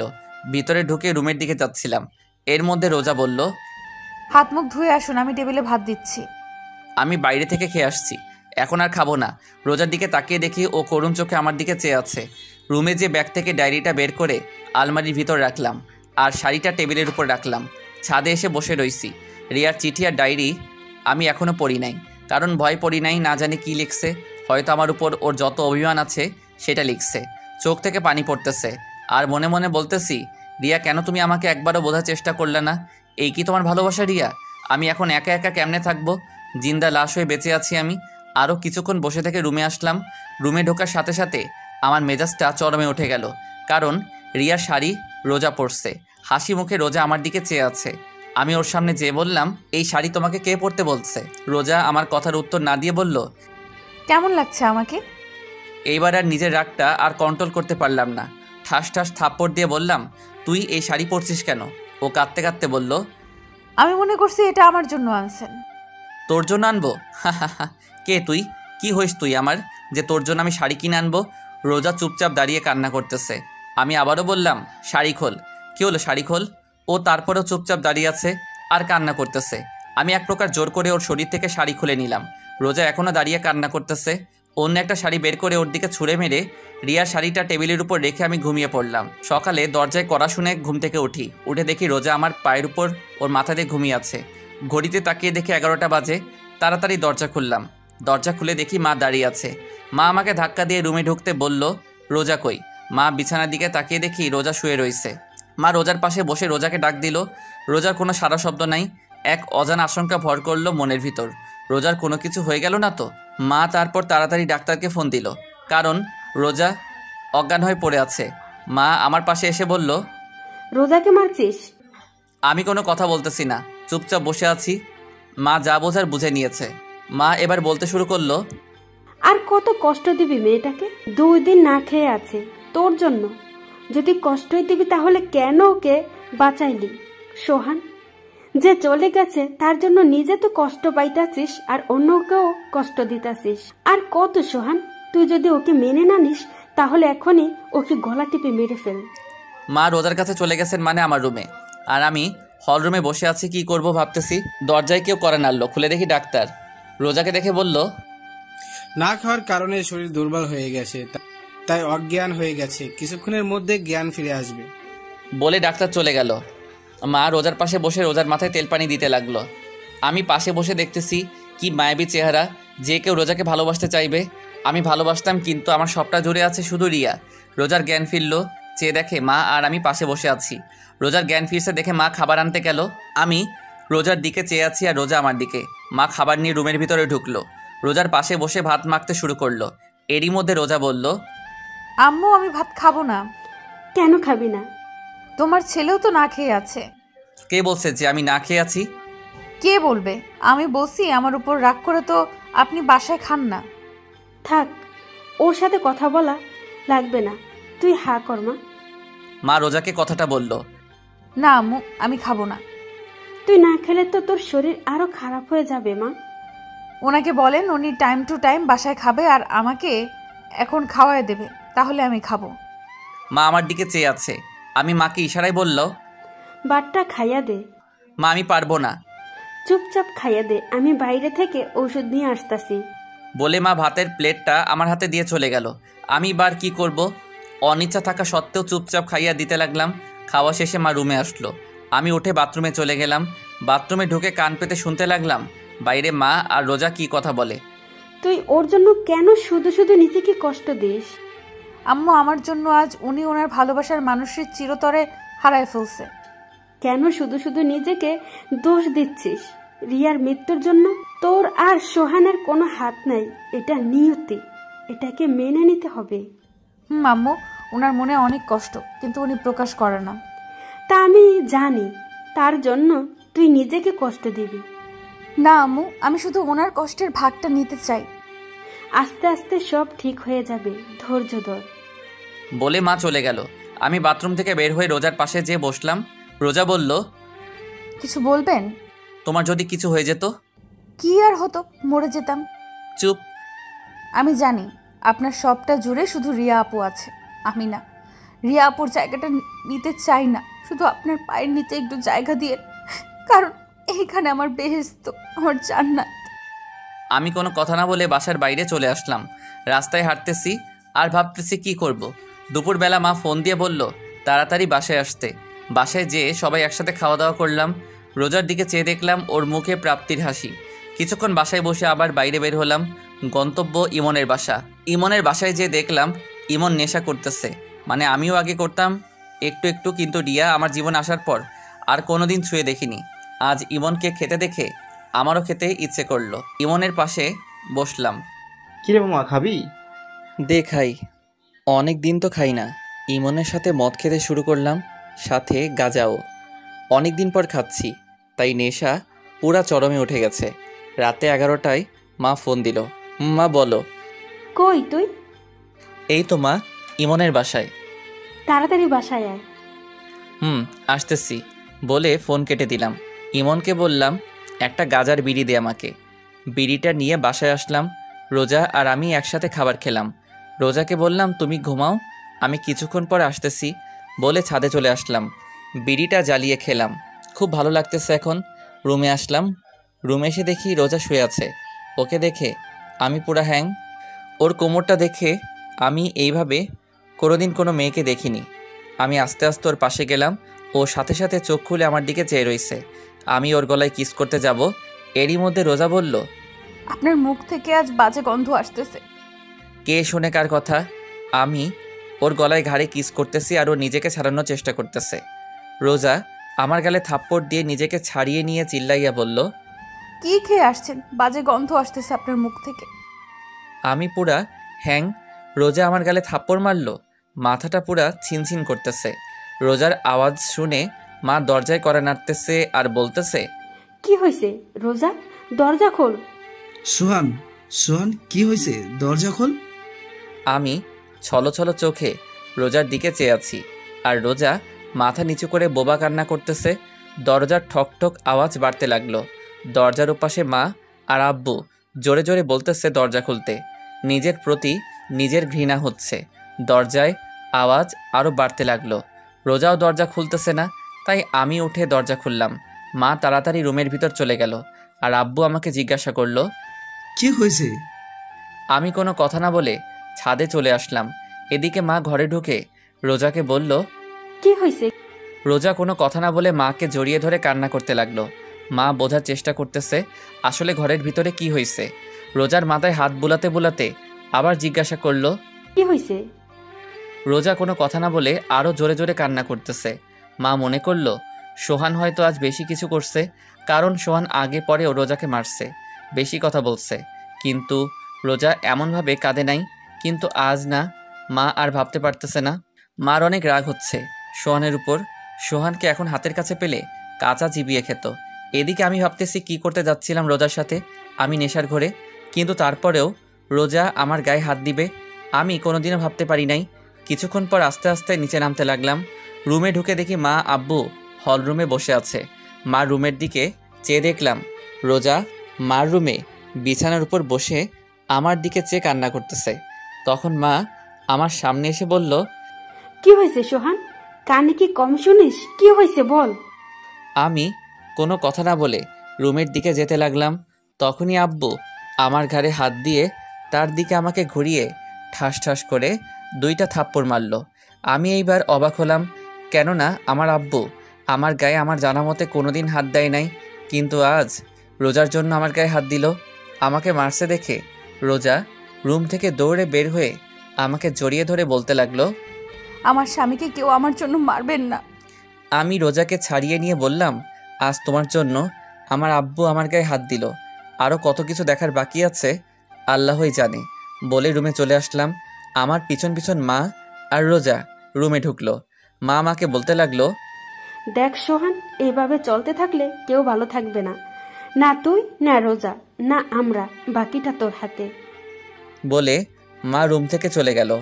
রোজা দরজা লক করে আমার পা জড়িয়ে ধরে কান্না করতে লাগলো আর বলতে লাগলো আমাকে আপনি মাফ করে দিন, বিশ্বাস করেন আমি আপনাকে মারতে চাইনি, আমাকে মাফ করে দিন বলে হাউমাউ করে কান্না করতে লাগলো। আচ্ছা ঠিক আছে, তুমি ঘুমিয়ে পড়ো। ও তারপরেও আমার পা ধরে কান্না করতে লাগলো। আমি রোজাকে ডানা ধরে ওকে উঠিয়ে বললাম, যাও ঘুমিয়ে পড়ো, রাত অনেক হয়েছে। ও যে গালে আমাকে মারছে, ওই গালে আলতো করে হাত দিয়ে বলল, সত্যি মাফ করেছেন তো? আমি ওর হাতটা গাল থেকে সরিয়ে বললাম, মাফ করছি, আর তুমিও আমাকে মাফ করে দিও। আসলে আমি একটু নেশা করছিলাম তো, তাই ওই টাইমে মাথা ঠিক ছিল না। কি, আপনি নেশা করছেন কেন? ভালো লাগছে করছি, যাও ঘুমিয়ে পড়ো। কেন করছেন আগে সেটা বলেন। এক কথা কিন্তু বারবার বলতে ভালো লাগে না, যাও ঘুমিয়ে পড়ো। রোজা আর কোনো কথা না বলে মাথা নিচু করে বিছানায় যে শুয়ে পড়ল, আর আমি রিয়ার চিঠিটা বের করে পড়তে লাগলাম।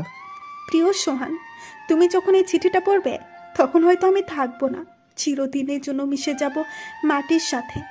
আচ্ছা, আমি মরে গেলে তুমি কি কষ্ট পাবে? কষ্ট পাবে, কারণ তুমি আমাকে ভালোবাসো। সত্যিই কি তুমি আমাকে ভালোবাসো সোহান? বড্ড জানতে ইচ্ছে করে। অনেক স্বপ্ন ছিল তোমার বউ হবার, আমার কি পোড়া কপাল, স্বপ্নই থেকে গেল। সোহান, একটা মেয়ের সবচাইতে দামি জিনিস কি জানো? মেয়ের স্বামীর ভালোবাসা। আমি চাইলেই তোমাকে আমার করে নিতে পারতাম, কি পারতাম না? কিন্তু একজনের স্বামীকে তার কাছ থেকে কেড়ে নিয়ে নিজেকে সুখী করতে পারবো না। আবার তোমাকে অন্য কারোর সাথে দেখবো, এটাও আমি মেনে নিতে পারবো না। অনেক কথা বলা ছিল তোমাকে, কিন্তু বলার না, কারণ তোমাকে আর কষ্ট দিতে চাই না। আমি কিছুক্ষণ আগে বিষ খেয়েছি, অনেক কষ্ট হচ্ছে আমার সোহান, অনেক কষ্ট হচ্ছে। তোমাকে খুব দেখতে ইচ্ছে করছে সোহান। আচ্ছা সোহান, কবুল বলার সময় তোমার কি একটি বারও আমার কথা কি মনে পড়ে নাই? আজ বড্ড জানতে ইচ্ছে করছে, আজ তোমার কাছ থেকে ভালোবাসা প্রমাণ নিতে ইচ্ছে করছে। আমাকে ক্ষমা করে দিও সোহান, তোমাকে না জানিয়ে চলে যাচ্ছে না ফেরার দেশে। ইহকালে তোমাকে পেলাম না তো কি হয়েছে, পরকালে খুব করে চেয়ে নেবো তোমাকে আল্লাহর কাছ থেকে। আচ্ছা সোহান, আমাকে কি তোমার মনে পড়বে কখনো? বড্ড জানতে ইচ্ছে করে। যদি কোনোদিন আমাকে অনুভব করতে মন চায়, তাহলে তখন চোখ বন্ধ করে তোমার হৃৎপিণ্ড বারবার হাত রেখে ওইখানে খুঁজে পাবে আমায়। যদি কোনোদিন আমাকে অনুভব করতে মন চাই তোমার, তাহলে চোখ বন্ধ করে তোমার হৃৎপিণ্ড বরাবর হাত রেখো, ওইখানে খুঁজে পাবে আমায়। এটি তোমার রিয়া। চিঠিটা পড়ে কান্না আসতেছে, অনেক কান্না আসতেছে। বিছানার দিকে চেয়ে দেখি রোজা আমার দিকে চেয়ে আছে আর কান্না করতেছে। রোজাকে বললাম, কান্না কেন করতেছো? রোজা আমার সামনে এসে হাঁটু ভাঁজ করে আমার সামনে বসলো, আর আমি সোফায় বসা আমার হাতটা ধরে বলতে লাগলো, আপনার কষ্টের ভাগটা দেবেন। আমি ছলো চোখে রোজার দিকে চেয়ে আছি, আর রোজা আমার দিকে চেয়ে আছে উত্তরের আশায়। আমি কোনো কথা না বলে আস্তে আস্তে সোফার উপর মাথাটা এলিয়ে দিলাম। কখন যে ঘুমিয়ে পড়ছি খেয়ালই করিনি। সকালে ঘুম ভাঙার পর দেখি রোজা আমাকে জড়িয়ে ধরে ঘুমিয়ে আছে। এইটুকু সোফার উপর কি দুইজন ঘুমানো যায়? রোজা আমার শরীরের উপর ঘুমানো, কি মায়াবী চেহারা। ওর ভালোবাসা চাই আমার কাছ থেকে। আমি আদৌ রোজাকে ভালোবাসতে পারবো কি না সন্দেহ হয়। কি অদ্ভুত জীবন আমার, যাকে ভালোবাসলাম তাকে তো পেলাম না, আর যাকে চিনি না জানি না তাকেই পেলাম। কি করব আমি এখন? সব কিছু অন্ধকার লাগতেছে। আমার কাছে মনে হয় আমার জীবনটা এখানেই থেমে গেছে। রোজাকে সরিয়ে দিয়ে ঘুম থেকে উঠে ফ্রেশ হয়ে নাস্তা করে বাইরে বের হলাম। চলতি পথে রিয়ার মার সাথে দেখা। আমার দিকে এমন ঘৃণার চোখে তাকালো যেন আমি রিয়াকে গলা টিপে মেরে ফেলেছি। রাস্তায় কিছুক্ষণ ঘোরাঘুরির পর দুপুরবেলা বাসায় আসলাম। বাসায় এসে টেবিলে দেখলাম আমার জন্য আমার প্রিয় খাবারগুলো সব রান্না করা। দেখে অনেক খুশি হলাম। তাড়াতাড়ি একটু ফ্রেশ হয়ে খেতে বসলাম। খেতে খেতে মাকে বললাম, মা আজকে রান্নাটা অনেক ভালো হয়েছে। আজ রোজা রান্না করেছে। তুই কি কি পছন্দ করিস আমার কাছে জেনে রান্না করছে। আমাকে তো রান্নাঘরে ঢুকতেই দেয় নাই। আমি রোজার দিকে তাকিয়ে দেখি ও মুচকি মুচকি হাসতেছে। ওর হাসিটা আমার কাছে অনেক ভালো লাগে, কিন্তু এখন কী রকম বিষের মতো লাগতেছে ওর হাসিটা। ওর প্রশংসা করলাম আমি তো জানতামই না যে ও রান্না করছে আজ। খাবার টেবিল আর কোনো কথা বললাম না, চুপচাপ খেয়ে আমার রুমে আসলাম। কিছুক্ষণ পর রোজা আমার রুমে আসলো। এসে শাড়িটা এত পরিমাণ নিচে নামালো যে ওর কোমর সম্পূর্ণ দেখা যাচ্ছে। হয়তো আমাকে কাছে টানার চেষ্টা করছে, কিন্তু আমি ওকে না দেখার ভান করে চুপচাপ বসে রইলাম।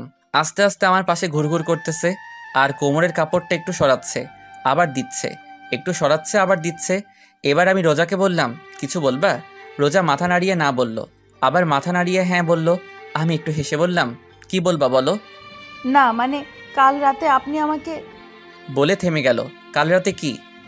এই যে আমি ঘুমিয়েছিলাম, আপনি আমাকে। বলে আবার থেমে গেল। আমি বুঝতে পারছি ও কী বলতে চাচ্ছে। আমি বললাম, সরি বললাম না, তখন আমি নেশা করছিলাম তো তাই তোমাকে। না মানে আচ্ছা সরি, আর কোনোদিনও এমন হবে না। আপনার ইচ্ছা হলে আপনি আমার সাথে যা ইচ্ছা করতে পারেন, আমি কিছু মনে করব না। আমি ওর দিকে চেয়ে আছি। ও আস্তে আস্তে চোখ খুলে দেখে যে আমি ওর দিকে চেয়ে আছি। ও লজ্জায় দৌড়ে রুমের বাইরে চলে গেল। কিছুক্ষণ পর মা রুমে আসলো, এসে আমার পাশে বসলো। কিছু বলবা? তাকে সিদ্ধান্ত নিলি? কি সিদ্ধান্ত? রোজার বিষয়। দেখ সোহান, মেয়েটা অনেক ভালো, চেহারাও ভালো, সব দিক দিয়ে ঠিক আছে। তাহলে তোরা রিয়ার যেদিন বিয়ে হবার কথা ছিল ওদিন তোর আর রোজার আবার বিয়ে হবে, কেননা সবাইকে দাওয়াত দেওয়া হয়ে গেছে। শোন সোহান, রোজাকে ভালোবাসতে না পারলে ওকে কষ্ট দিস না। বলে মা রুম থেকে চলে গেল। আর আমি ভাবতেছি সবাই রোজার কষ্টটা বোঝে, কিন্তু আমার মনটা যে হাহাকার করতেছে রিয়ার জন্য সেটা কেউ দেখে না। বিকেলবেলা আব্বু আমার রুমে আসলো। কিরে বাবা, কি করিস? কিছু না, এই তো বসে আছি। থাপ্পড়টা জোরে লাগছিল তাই না? আরে আব্বু তুমিও না? কালকে ব্যাপারটা কিছু মনে করিস না, আসলে আমাদের কোনো মেয়ে নেই তো, তাই রোজকে এইভাবে কাঁদতে দেখে মাথা ঠিক ছিল না। তুই কিছু মনে করিস না বাবা। না আব্বু, আমি কিছু মনে করি নাই। তা বাইরে আয়, বৌমা পায়েস রান্না করছে, আয় একসাথে খাবো। চলো আব্বু। তারপর সবাই একসাথে পায়েস খেলাম।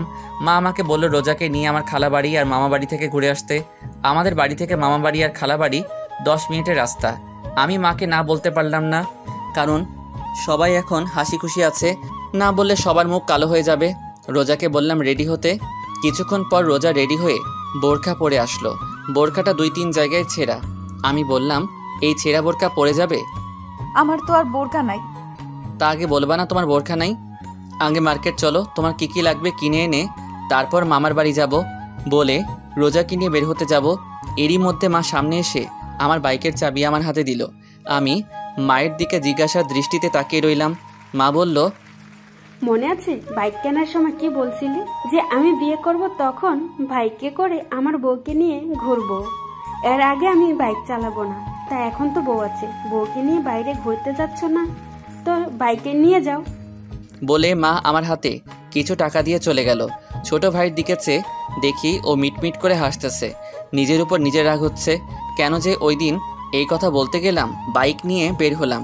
এলাকার সবাই আমাদের দিকে চেয়ে আছে একটু ঘৃণার চোখে।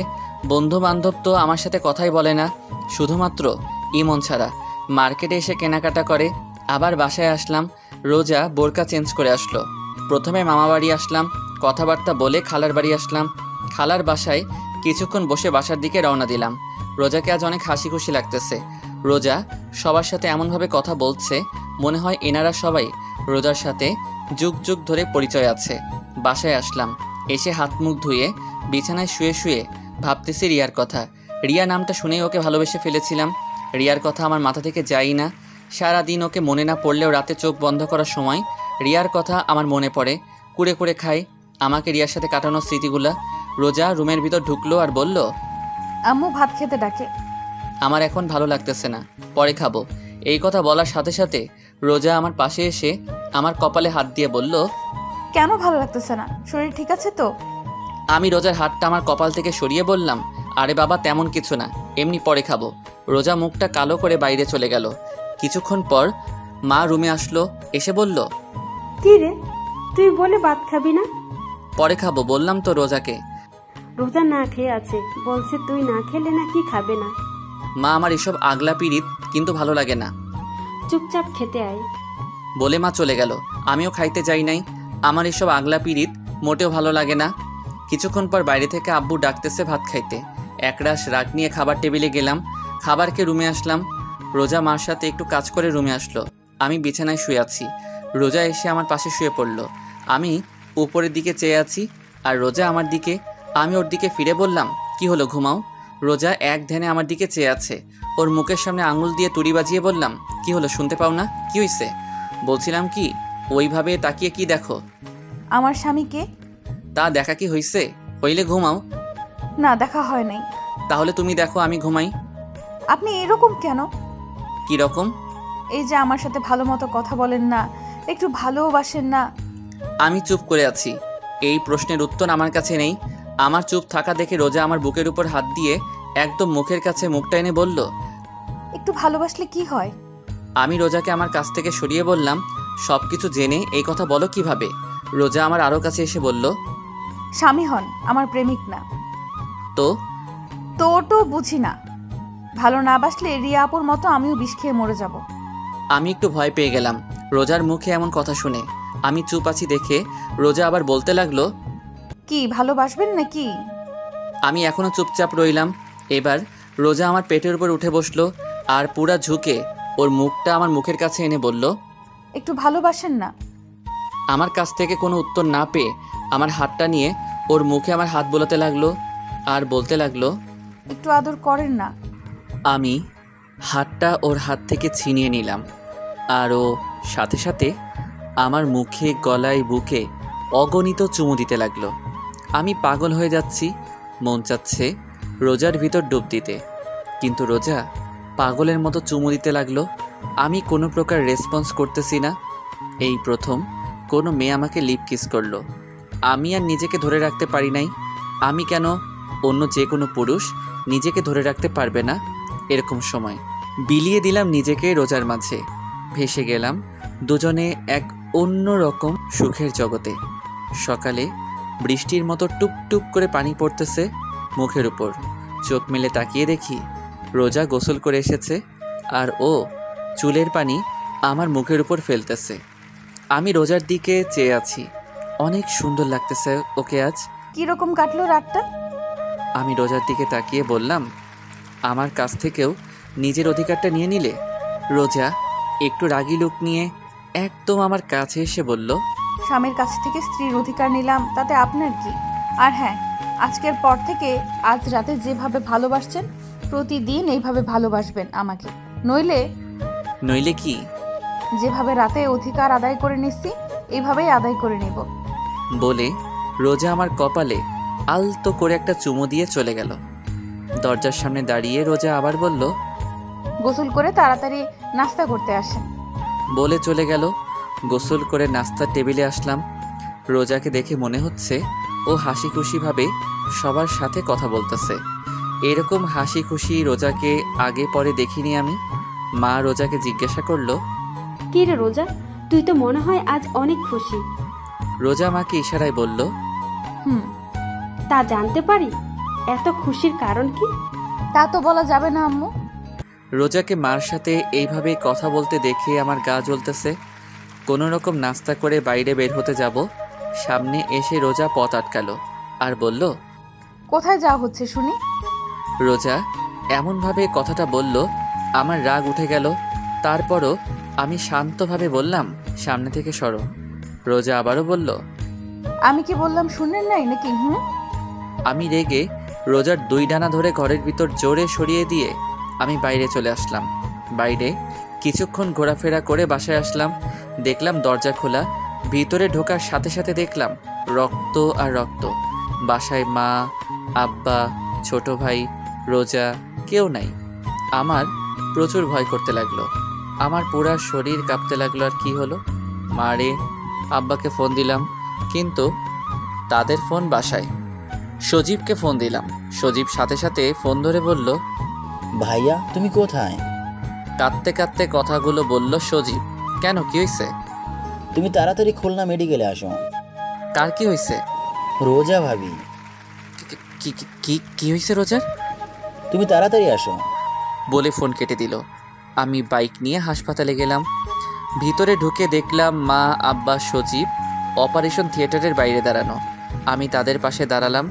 মা আমাকে দেখার সাথে সাথেই আমার সামনে এসে আমাকে থাপ্পড় মারল আর বলতে লাগলো, এত ঘৃণা করিস রোজাকে? মা চুপ, আর না, অনেক সহ্য করেছি। আর না, তোর মতো ছেলে আমি জন্ম দিয়েছি ভাবতেও ঘৃণা করে। তোর মতো ছেলে আমার বাড়ির কোনো স্থান নেই। জামা কাপড় নিয়ে বের হবি বাড়ি থেকে। আমি আব্বুর দিকে তাকিয়ে বললাম, আব্বু তুমি কিছু বলবা না? বাড়ি থেকে বের হয়ে আমাদের একটু শান্তিতে থাকতে দে। আমি আর কোনো কথা না বলে বাইক নিয়ে বাসায় আসলাম। বাইকটা রেখে জামা কাপড় একটা ব্যাগে নিয়ে বাসা থেকে বের হয়ে পড়লাম। কোথায় যাব জানি না। দুপুরবেলা রৌদ্রের তীব্র তাপে উদ্দেশ্যহীনভাবে হাঁটতেছি রাস্তায়, আর ভাবতেছি কি করলাম আমি, কি কারণে মা আব্বু বের হয়ে যেতে বলল আমাকে বাড়ি থেকে। ঢাকার একটা টিকিট কাটলাম, ঢাকা যাব, ওইখানে যে কিছু একটা করা যাবে। বাসে উঠে চলে আসলাম ঢাকা। বন্ধু মিজানের কাছে আসলাম, ও তো আমাকে দেখে পাগল। দোস্ত, কতদিন পর দেখলাম তোকে? এই তো 2-3 বছর পর। হালা 4 বছরের বেশি। আচ্ছা, তুই একটু রেস্ট নে, আমি আসতেছি। তোর আব্বু আম্মু কোথায়? তারা নানা বাড়ি গেছে, 5-6 দিন পর আসবে। মিজান বলেই বাইরে চলে গেল, আর আমি ঘুমিয়ে পড়লাম। বিকেলে ঘুম থেকে উঠে খাওয়া দাওয়া করে আমি আর মিজান বাইরে কিছুক্ষণ ঘোরাঘুরি করে বাসায় আসলাম। ছাদে বসে মিজান এসে পাশে বসলো আর বলল, তা মামা, তোমার এই মন খারাপের কারণ জানতে পারি? মিজানকে সব বললাম। সব শুনে মিজান বলল, তা রোজার কি হয়েছে? তা তো দোস্ত আমিও জানি না রোজার কি হয়েছে। আচ্ছা, এখন তুই কি করবি? কিছু তো একটা করা লাগবে। কোনো কাজ কাম আছে তোর হাতে? এখানে তো নাই, তো খুঁজতে হবে। আচ্ছা, নিচে আয়, খেয়ে ঘুমাতে হবে। তুই যা, আমি আসছি। কিছুক্ষণ পর নিচে আসলাম, খাওয়া দাওয়া করে ঘুমিয়ে পড়লাম। সকালে মিজান আমাকে ঘুম থেকে উঠিয়ে বলল, সোহান, আমি কাজে গেলাম, নাস্তা টেবিলে রেডি আছে, ভাত তরকারি ফিরিয়ে আছে, ওভেনে গরম করে খেয়ে নিস, আমি গেলাম। মিজান কাজে চলে গেল। কোনো কাজ কাম নাই, তাই আমি আবার ঘুমিয়ে গেলাম। এদিকে অপারেশনের পর রোজাকে কেবিনে দেওয়া হলো। রোজার জ্ঞান ফেরার পর আব্বু আম্মু সবাইকে দেখলো, কিন্তু সোহানকে দেখলো না। রোজা মনে মনে ভাবতেছে হয়তো কেবিনের বাইরে আছে।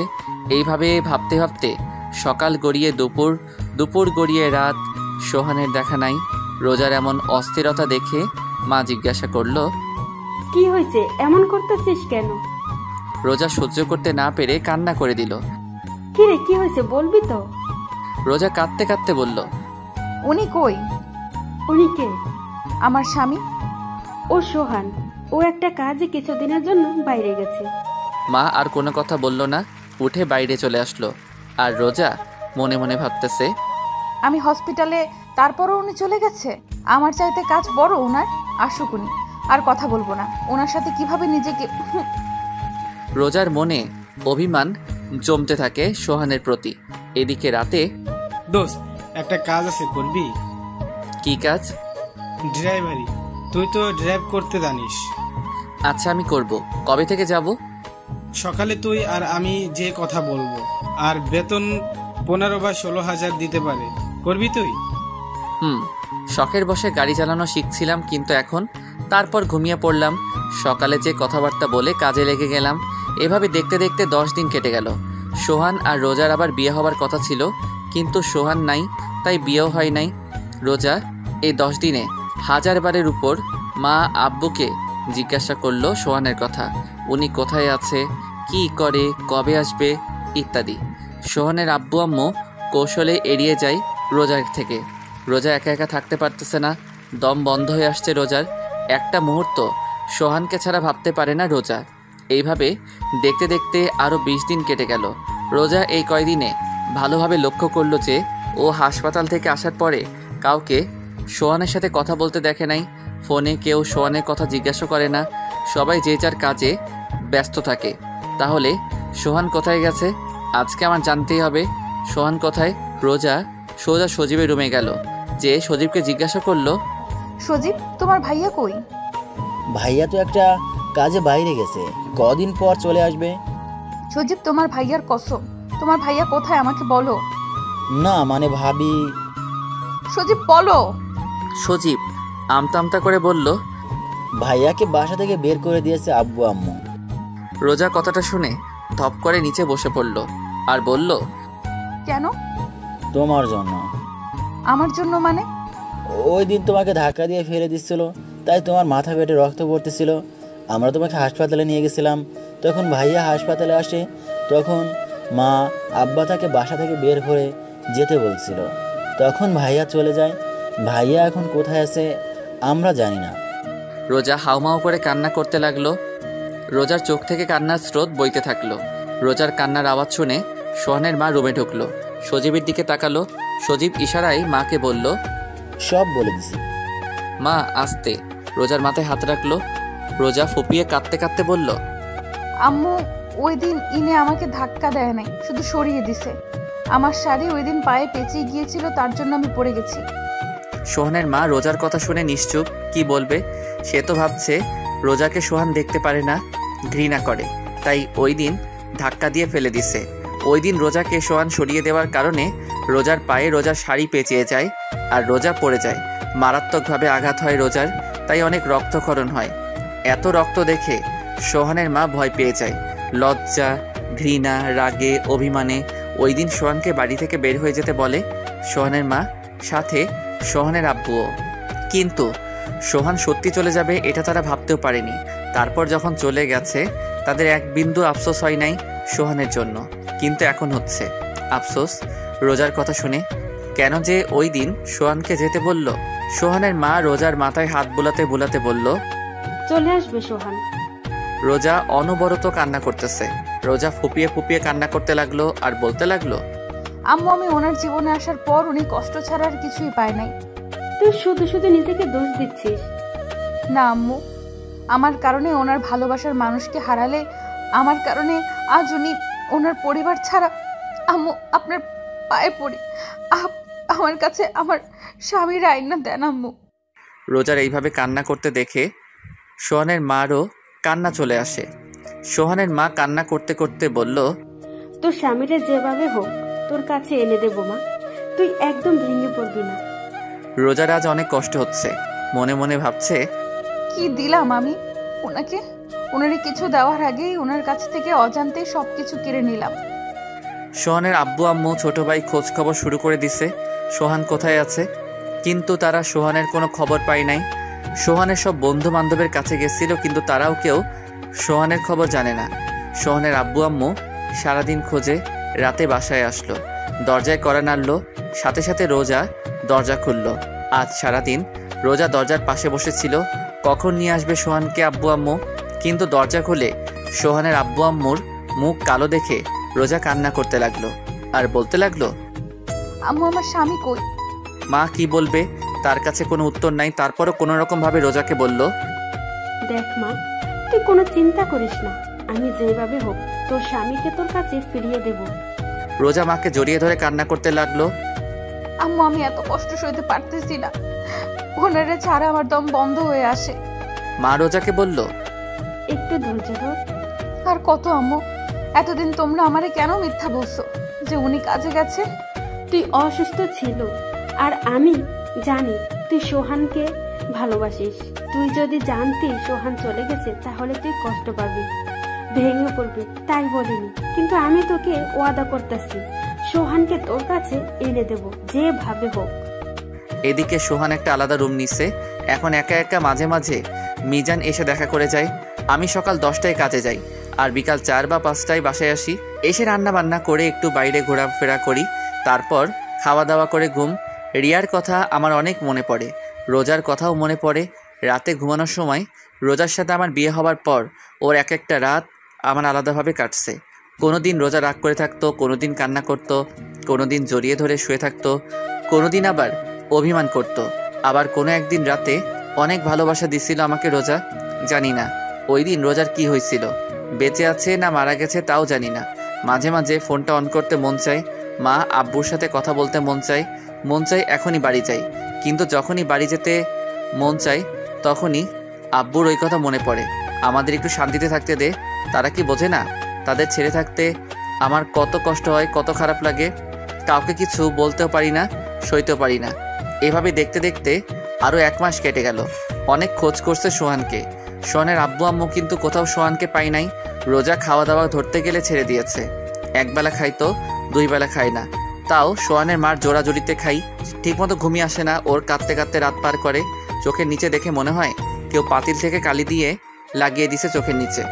রোজার এমন অবস্থা সইতে পারে না সোহানের মা শাড়ির আঁচলের আড়ালে মুখ চেপে বোবা কান্না করে।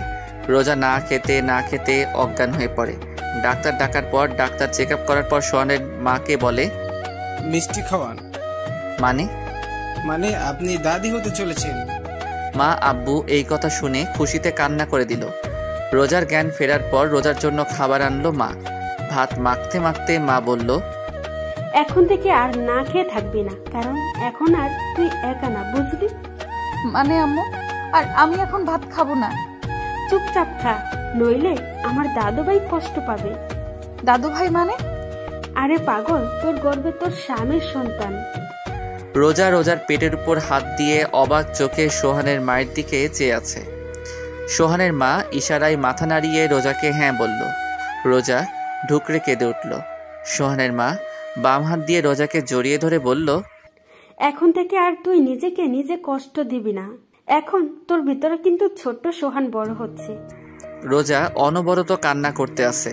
আস্তে আস্তে রোজাকে ভাত খাওয়ানোর পর রোজাকে শুইয়ে দিয়ে সোহানের মা চলে আসলো। রোজা বিছানায় শুয়ে শুয়ে একা একা বলতেছে, কোথায় আপনি? আমার কথা কি আপনার মনে পড়ে না? আমি কি করছি? আমাকে এইভাবে কেন কষ্ট দেন? আমারও নিয়ে যাইতেন আপনার সাথে। আমার ভালো লাগে না আপনারে ছাড়া। আপনি কেন বোঝেন না? পাগলের মতো একা একা কথা বলতে থাকে রোজা। এভাবে দেখতে দেখতে আরো 1 মাস চলে গেল। রোজা এখন নিজেকে একটু শক্ত করছে, কারণ তার স্বামীর সন্তান তার গর্ভে। বিয়ের পর সোহানকে কিছুই দিতে পারে নাই রোজা, তাই সোহান যে দিন আসবে সেদিন সোহানকে সোহানের সন্তান দেবে। সোহানের মা সারাদিন রোজার আশেপাশে থাকে, রোজাকে কোনো কাজ করতে দেয় না। রোজার কখন কি প্রয়োজন রোজার বলার আগে এনে দেয়, কিন্তু সোহানকে এনে দিতে পারল না। সোহানের মা অনেক কবিরাজের কাছে গেছে সোহানকে ফিরে আনানোর জন্য।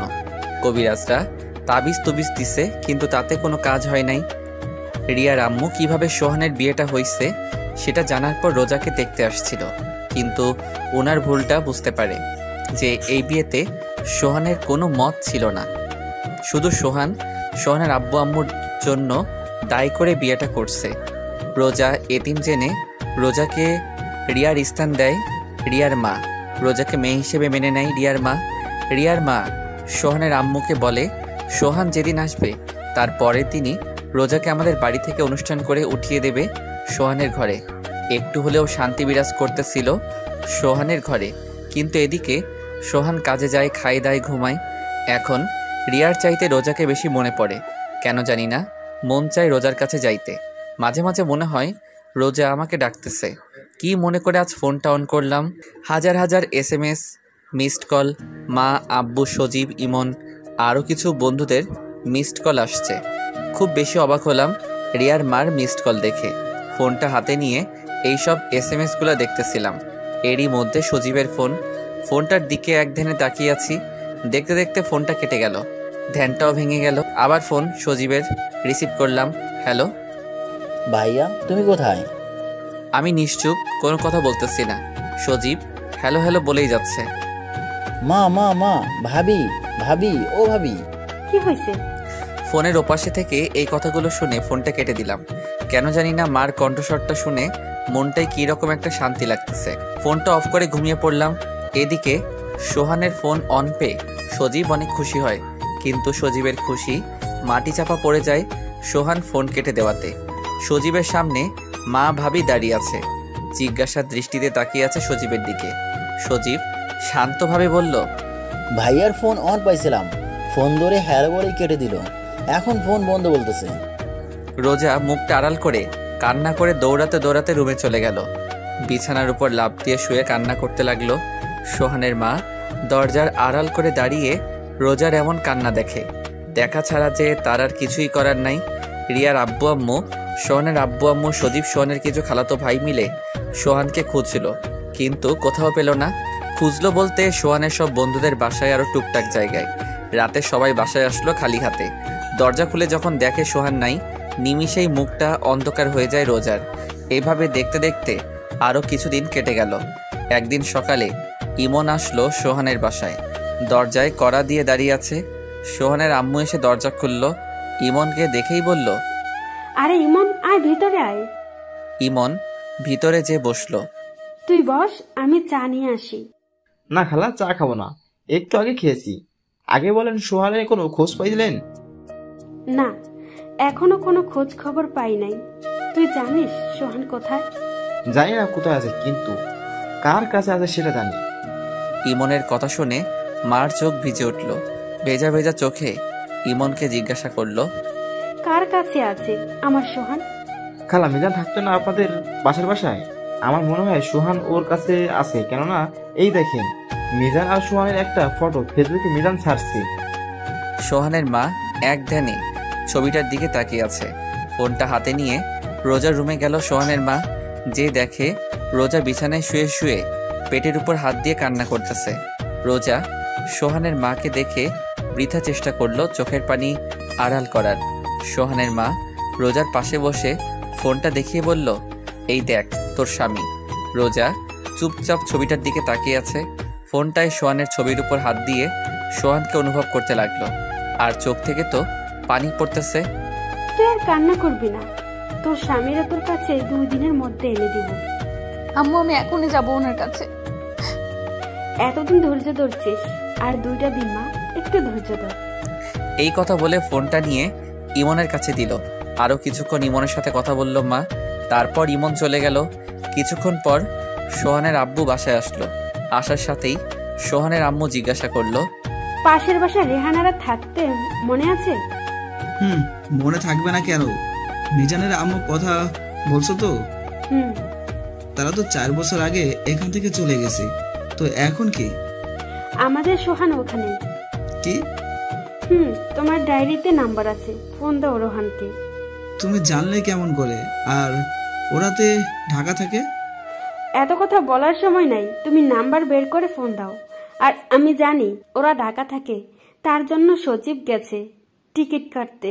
তুমি শুধু ফোন দিয়ে জিজ্ঞাসা করো ঢাকা কোথায় থাকে সোহান। মিজানের মার সাথে কথাবার্তা বলে রওনা হলো ঢাকার উদ্দেশ্যে। সোহানের আব্বু আম্মু সজীব আর রোজাও যাচ্ছে ঢাকায়। সারাটা পথ রোজা কান্না করতেছিল, কিন্তু ওর মুখে এক অদ্ভুত রকমের তৃপ্তি ছিল। সকাল 8টায় দরজায় অনেক জোরে ধাক্কাধাক্কির আওয়াজ শুনে ঘুম ভাঙল। ঘুম ঘুম চোখে দরজা খোলা মাত্রই কেউ একজন ঝাপটে করে জড়িয়ে ধরল। সামনের দিকে তাকিয়ে দেখি মা, আব্বু, সজীব দাঁড়িয়ে আছে, আর রোজা আমাকে জড়িয়ে ধরে কান্না করতে লাগলো। রোজাকে নিজের থেকে ছাড়িয়ে নিতে যাব, তখনই মা ইশারায় বলল ওকে রুমে নিয়ে যেতে। রোজার কানের কাছে মুখ নিয়ে বললাম, ছাড়ো, সবাই দেখতেছে। রোজা কোনো কথা বলতেছে না, আমাকে জড়িয়ে ধরে কান্না করতেছে। রোজাকে জড়িয়ে ধরা অবস্থায় রুমে নিয়ে আসলাম। ওকে বিছানায় বসাতে যাব, রোজা আরও আমাকে ঘুরিয়ে বিছানায় ফেলে আমার বুকে মাথা দিয়ে কান্না করতেছে। ওর এমন কান্না দেখে নিজের কাছে অনেক খারাপ লাগতেছে। আমি রোজাকে বললাম, কান্নাটা থামাও, আমার শার্ট ভিজে যাচ্ছে। রোজা আমার কথার কোনো উত্তর না দিয়ে আমাকে আরও জোরে জড়িয়ে ধরে কান্না করতে লাগলো। রোজা প্লিজ কান্নাটা থামাও। রোজা কোনো কথা না বললে আমার হাতটা ওর পেটের উপর রাখলো। চলো চলো চোখে তাকিয়ে আছে রোজা, আমার বুঝতে বাকি না রোজা পেটের উপর হাত দিয়ে কি বোঝাতে যাচ্ছে। আমি খুশিতে ওর কপালে একটা গভীর চুমু খাই। রোজা চোখ বুঝে আরও শক্ত করে জড়িয়ে ধরলো আমায়। কিছুক্ষণ পর রোজা ঘুমিয়ে পড়ছে আমার বুকে। মা দরজার সামনে দাঁড়িয়ে আমাকে ডাকতেছে, উঠতে যাব। এর মধ্যে মা রুমে ঢুকলো। রোজা এখনো আমাকে জড়িয়ে ধরে ঘুমিয়ে আছে। উঠতে যাব, এরই মধ্যে মা বলে উঠলো, থাক, ওঠা লাগবে না, শুয়ে থাক তুই। রোজার মাথায় হাত বুলাতে বুলাতে মা বলল, কতদিন পর মেয়েটাকে একটু শান্তিতে ঘুমাতে দেখলাম। তুই চুপচাপ শুয়ে থাক, ওর ঘুম ভাঙলে উঠিস। মা এই কথা বলে বাইরে থেকে দরজা লাগিয়ে চলে গেল। আমি পলকহীনভাবে তাকিয়ে আছি রোজার দিকে। কত বদলে গেছে মাত্র কয়েক মাসে।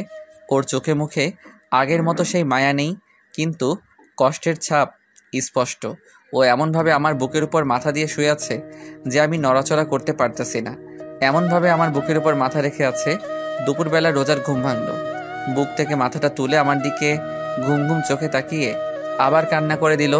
রোজার চোখের পানিটা মুছে দিয়ে বললাম, কি হয়েছে, কাঁদতেছো কেন? ও কোনো কথা না বলে শক্ত করে জড়িয়ে ধরে বুকের উপর মাথা রেখে কান্না করতেছে। আমি ওর পিঠে আস্তে করে হাত দিয়ে একটু নাড়া দিয়ে বললাম, রোজা, তোমাকে আমি একদিন বলছি আমার সামনে কান্না করবে না। এইবার রোজা কান্না থামিয়ে চুপচাপ বুকে শুয়ে আছে। রোজা, রোজা, রোজা, কি কথা বলবা না? আচ্ছা ঠিক আছে, কথা বলা লাগবে না, এরকম বোবা হয়ে থাকো। দেখি সরো, আমি উঠবো। এই কথা বলার সাথে সাথে রোজা আরো শক্ত করে আমাকে জড়িয়ে ধরলো। তা কিছু তো বলো। আপনি আমাকে রেখে চলে আসছেন কেন? আমি কোনো কথা না বলে চুপচাপ শুয়ে আছি। আমার চুপ থাকা দেখে রোজা বলল, আপনি কি আমাকে আরো কষ্ট দিবেন? কি রকম অদ্ভুতভাবে কথাটা বলল রোজা। আমার কাছে মনে হলো ওর এই কথাটা বলতে অনেক কষ্ট হয়েছে। আমার আবার চুপ থাকা দেখে রোজা আস্তে আস্তে ওর মুখটা আমার মুখের কাছে আনলো আর বলল, কি হলো? এখন তো দেখি আপনি বোবা হয়ে গেছেন। আমি কি বলবো? ও জোরে জোরে নিঃশ্বাস নিতেছে আর ওর সব নিঃশ্বাস আমার মুখের উপর পড়তেছে। অনেক ভালো লাগতেছে এই মুহূর্তটা। মন চাচ্ছে ওর ঠোঁটে একটু ডুব দেই, কিন্তু মনের কথা মনে রেখে রোজাকে আমতা আমতা করে ঢোক গিলে বললাম, শুধু রোজা। রোজা বলার সাথে সাথে রোজা ও ঠোঁটটা আমার ঠোঁটে ডুবিয়ে দিল। কতক্ষণ ছিলাম আমি জানি না। দরজায় কড়া শুনে দুজনের হুঁশ আসে। লজ্জায় কেউ কারো দিকে তাকাতে পারছি না। আমি দরজা খুলতে যাব, এরই মধ্যে রোজা চিল্লাই বলে উঠল, কে? দরজার ওপাশ থেকে মা বলে উঠল, আমি। আম্মু তুমিও না, তুমি যাও, আমরা পরে বের হচ্ছি। আচ্ছা, তোর যখন খুশি তখন বের হ। টেবিলে খাবার রাখা আছে, আমরা একটু মিজানদের বাসায় যাচ্ছি। আচ্ছা আম্মু, ঠিক আছে। আচ্ছা আমি যাই। তাড়াতাড়ি আসবা আম্মু। মা আব্বু চলে গেল। আমি রোজাকে বললাম, মার সাথে কেউ এভাবে কথা বলে? আমি বলি, আমার মা আমি যেমন কথা বলি তাতে আপনার কি? ওই কথা বলে রোজা আবার ওর ঠোঁট আমার ঠোঁটের কাছে আনতে লাগলো। আমি বললাম, রোজা না, একদম না। আবার ডুবিয়ে দিল রোজা রোজার ঠোঁট আমার ঠোঁটের উপর। কিছুক্ষণ পর নিজেকে রোজার কাছ থেকে ছাড়িয়ে নিয়ে বললাম, যাও হাত মুখ ধুয়ে আসো, ভাত খাবো। না, আমার খিদা নাই, আমি অন্য কিছু খাবো। আমার ঠোঁট দেখিয়ে বলল কথাটা। আমিও একটু রাগী লুক নিয়ে বললাম, এতক্ষণ খাইছো, মন ভরে নাই? ও একটু কান্না করে দিয়ে বলল, আপনি খালি রাগ দেখান আমার উপর। আচ্ছা আচ্ছা, আর রাগ দেখাবো না, এইবার তো কান্না থামাও। আগে আমার এইখানে এইখানে এইখানে চুমু দেবেন, তাহলে কান্না থামাবো। একটু বেশি বেশি হয়ে যাচ্ছে না? এইবার রাগী লোক নিয়ে বলল, দেবেন না তাই তো? আপনি আর কি দিছেন আমাকে কষ্ট ছাড়া? আচ্ছা আচ্ছা দিতেছি বলে ওর দিকে আগাতে লাগলাম। ও চোখ বন্ধ করে আছে, চোখটা হালকা ভিজা ভিজা, ঘন ঘন ঢোক গিলতেছে। চোখের নিচে কালো দাগ পড়ে আছে তো কি হয়েছে, ওকে এখন অনেক সুন্দর লাগতেছে। আমি একদম ওর কাছে গিয়ে দাঁড়িয়ে আস্তে করে বললাম, দেওয়া কি লাগবেই? রোজা কোনো কথা না বলে চোখ বন্ধ থাকা অবস্থায় মাথা নাড়িয়ে হ্যাঁ বলল। আমি প্রথমে ওর কপালে, তারপর ঠোঁটে, তারপর গলায় একটা একটা করে চুমু দিলাম। গলায় চুমু দেওয়ার সাথে সাথে রোজা আমাকে ঝাপটে ধরল। অনেকক্ষণ পর ছাড়লো আমাকে। যাও হাত মুখ ধুয়ে আসো, ভাত খাবো এখন। রোজা ফ্রেশ হয়ে আসলো, তারপর আমি একটু ফ্রেশ হলাম। দুজনে একসাথে খাবার টেবিলে বসলাম। আমি খেতে শুরু করলাম, কিন্তু রোজা না খেয়ে আঙুল দিয়ে ভাত নাড়াচাড়া করতেছে। তাই আমি বললাম, খাও। রোজা কোনো কথা বলতেছে না। আমি আবার বললাম, কি হলো, খাও। এবার রোজা আমতা আমতা করে বলল, কেউ যদি খাওয়ায়া দেয় তাহলে আমি খাবো, আর নইলে খাবো না। এই যে ঢং না করে চুপচাপ খাও। রোজা কোনো কথা না বলে খাবার টেবিল থেকে উঠে রুমে চলে গেল। আমি এখন আর কি করব? একটা প্লেটে ভাত তরকারি নিয়ে রুমে আসলাম। রুমে এসে দেখি রোজা বিছানায় শুয়ে কান্না করতেছে। আমি ওর ঘাড়ে হাত দিয়ে ডাক দিলাম, রোজা এই নাও খাও, না খাইলে তো শরীর খারাপ হবে তোমার। আমি না খেলে আপনার কিছু যায় আসে? আর আমার শরীর খারাপ হলে আপনার কি? তোমার শরীর খারাপ হলে আমার কিছু যায় আসে না, কিন্তু আমার সন্তান তোমার গর্ভে। তোমার শরীর খারাপ হলে আমার সন্তানেরও সমস্যা হবে। নাও হা করো। এখনো মুখ ফুলিয়ে অন্যদিকে ফিরে বসে আছে রোজা। ওর শরীর আর ওর চেহারা দেখে অনেক কষ্ট হচ্ছে। মাত্র কয়েক মাসে কি অবস্থা করছে নিজের, আর কয়েক মাস ওর থেকে দূরে থাকলে হয়তো মরেই যেত। ওর গাল ফুলিয়ে বসে থাকতে দেখতে আমার একদমই ভালো লাগে না। রোজাকে আবার বলতে লাগলাম, রোজা তোমার জন্য আমার মনে একটু হলেও জায়গা হয়েছে, কিন্তু কতখানি জায়গা হয়েছে তা আমি জানি না, কারণ আমি এখনও রিয়াকে ফিল করি, অনুভব করি। এইবার রোজা আমার দিকে ফিরল আর বলল, আপনার মনে আমার জন্য যতটুকু জায়গা হয়েছে তাতেই আমার হবে, আর বাকিটুকু জায়গা আপনি রিয়া আপুকে রাখবেন। আর ভুলেও যদি অন্য কোনো মেয়ে আমার আর রিয়া আপুর জায়গায় আসে তাহলে কিন্তু আপনার। তাহলে কি আমার? আগে আসুক না কেউ, তারপর। তা শুনি, আসলে কি করবা? আপনারে কেন বলবো? আচ্ছা বলা লাগবে না, নাও হা করো। আগে আপনি ভালোভাবে বসেন। এইভাবে তো ঠিক আছে।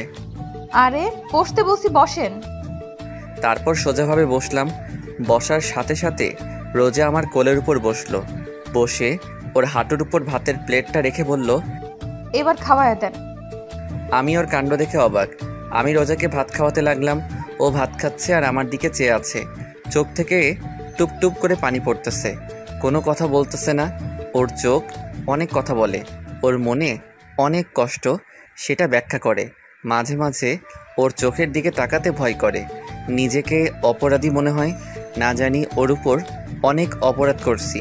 ওর সাথে খাওয়া শেষে রোজাকে বললাম, তুমি একটু রেস্ট নাও, আমি বাইরে থেকে আসতেছি। বলার সাথে সাথে রোজা আমার হাতটা ধরে ওর পেটের উপর রাখলো। আমি অবাক চোখে ওর দিকে তাকিয়ে আছি। ও চোখ বুজে আছে, জোরে জোরে নিঃশ্বাস নিচ্ছে, কিছু বলবে হয়তো কিন্তু সাহস পাচ্ছে না। ওর নীরবতা দেখে আমি বললাম, কিছু বলবা? রোজা মাথা নাড়িয়ে হ্যাঁ বলল। আমি ওকে একটু সময় দিয়ে বললাম, আচ্ছা বলো কি বলবা।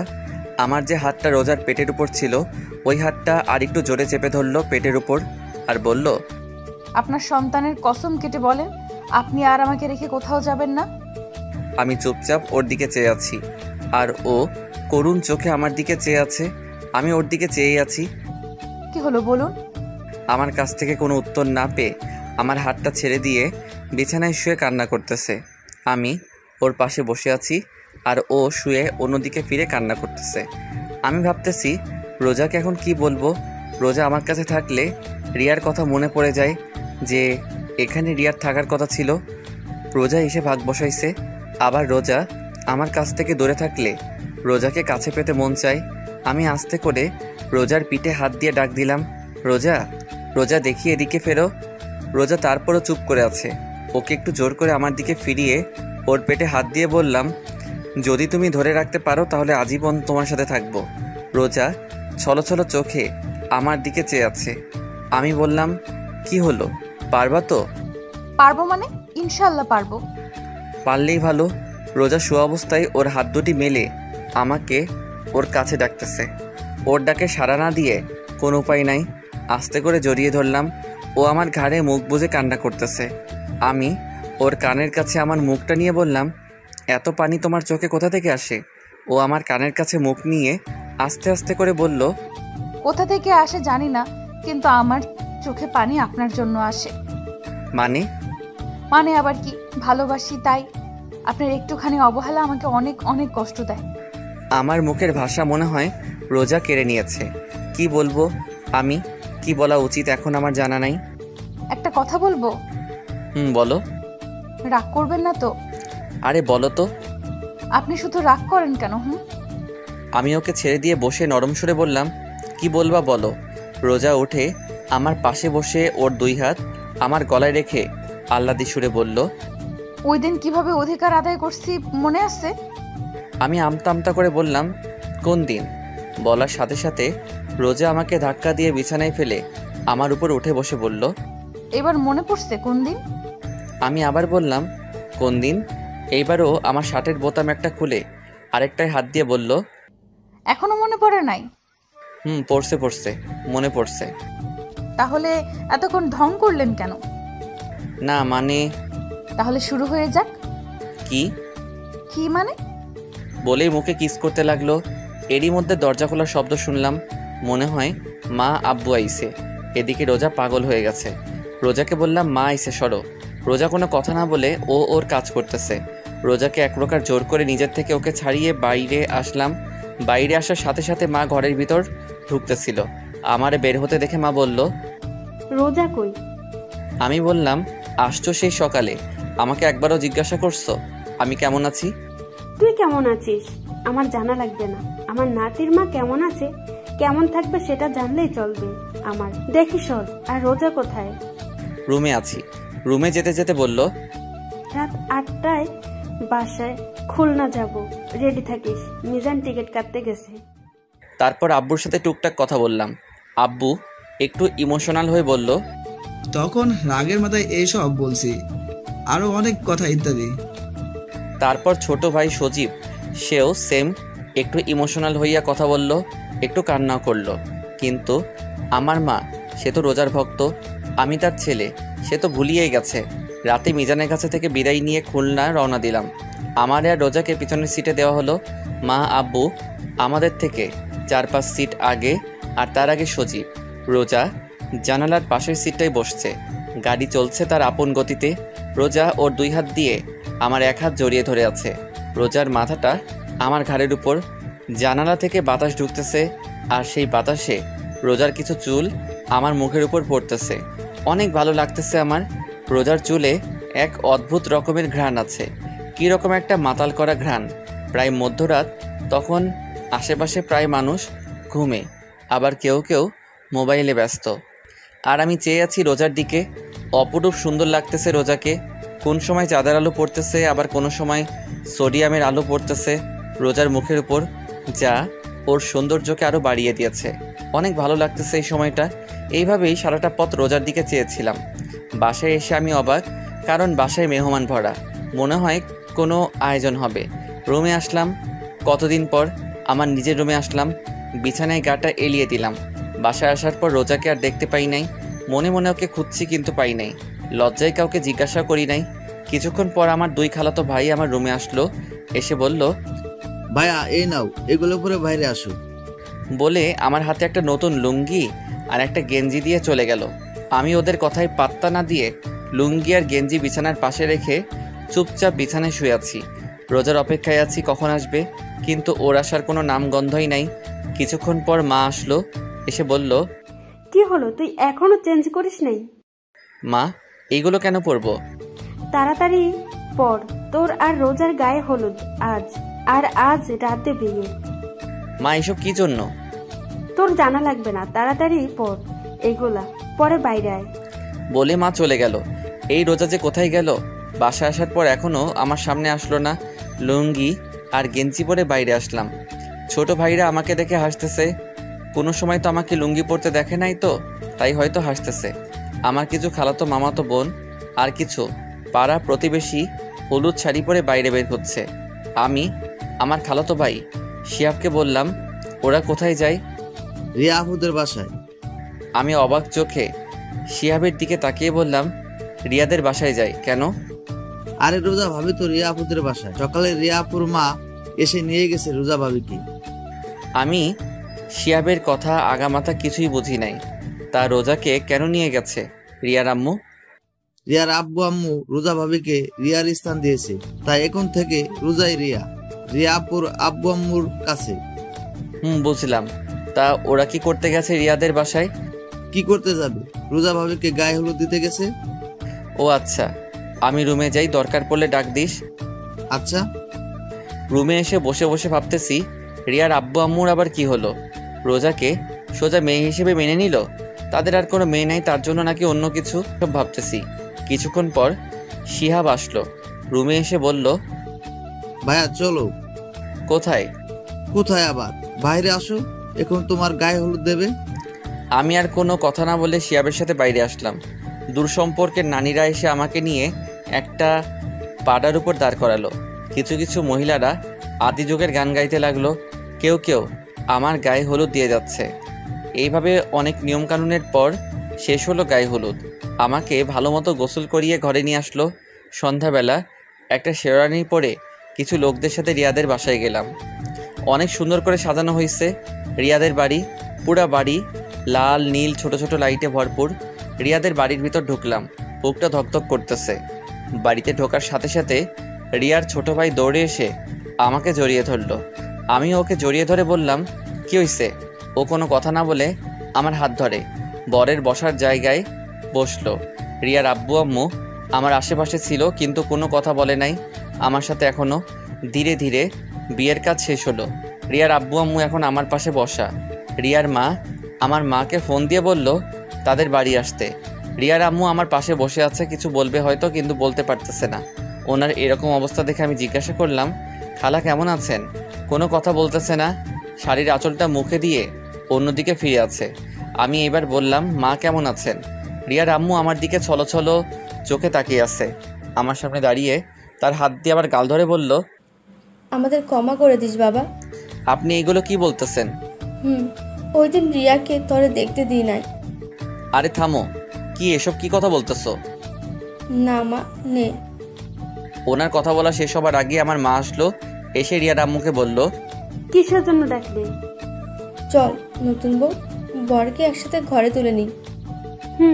চল, এতে আবার আমারে ডাকা লাগে? কিছুক্ষণ পর রিয়ার আম্মু আমার হাত ধরে নিয়ে রিয়ার রুমে নিয়ে যেতে লাগলো। পিছে তাকিয়ে দেখি রোজাকে মা আমার পিছনে পিছনে নিয়ে আসতেছে। রিয়ার রুমে আসলাম, রুমে ঢোকার সাথে সাথে এক অদ্ভুত অনুভূতি হলো মনে হলো আমার পুরো শরীরের ভিতর কীরকম জানি ঠান্ডা বাতাস বয়ে গেল। রিয়ার আম্মু আমাকে খাটে বসালো, রোজাকে আমার পাশে বসালো হয়েছে। আজ আবার রোজা বধূ সেজেছে। রিয়ার আম্মু আমার হাতটা নিয়ে রোজার হাতের উপর রাখলো, রেখে বলল, সোহান আজ থেকে রোজাকে ভালোবাসবা রিয়ার মতো, কারণ এখন থেকে আজীবনের জন্য রোজা আমার মেয়ে। এইবার মা আমার আর রোজার হাত ধরে বলল, সোহান যে চলে গেছে তাকে ভেবে কোনো লাভ নাই। আমরা এখন রিয়ার জন্য দোয়া ছাড়া কিছুই করতে পারবো না।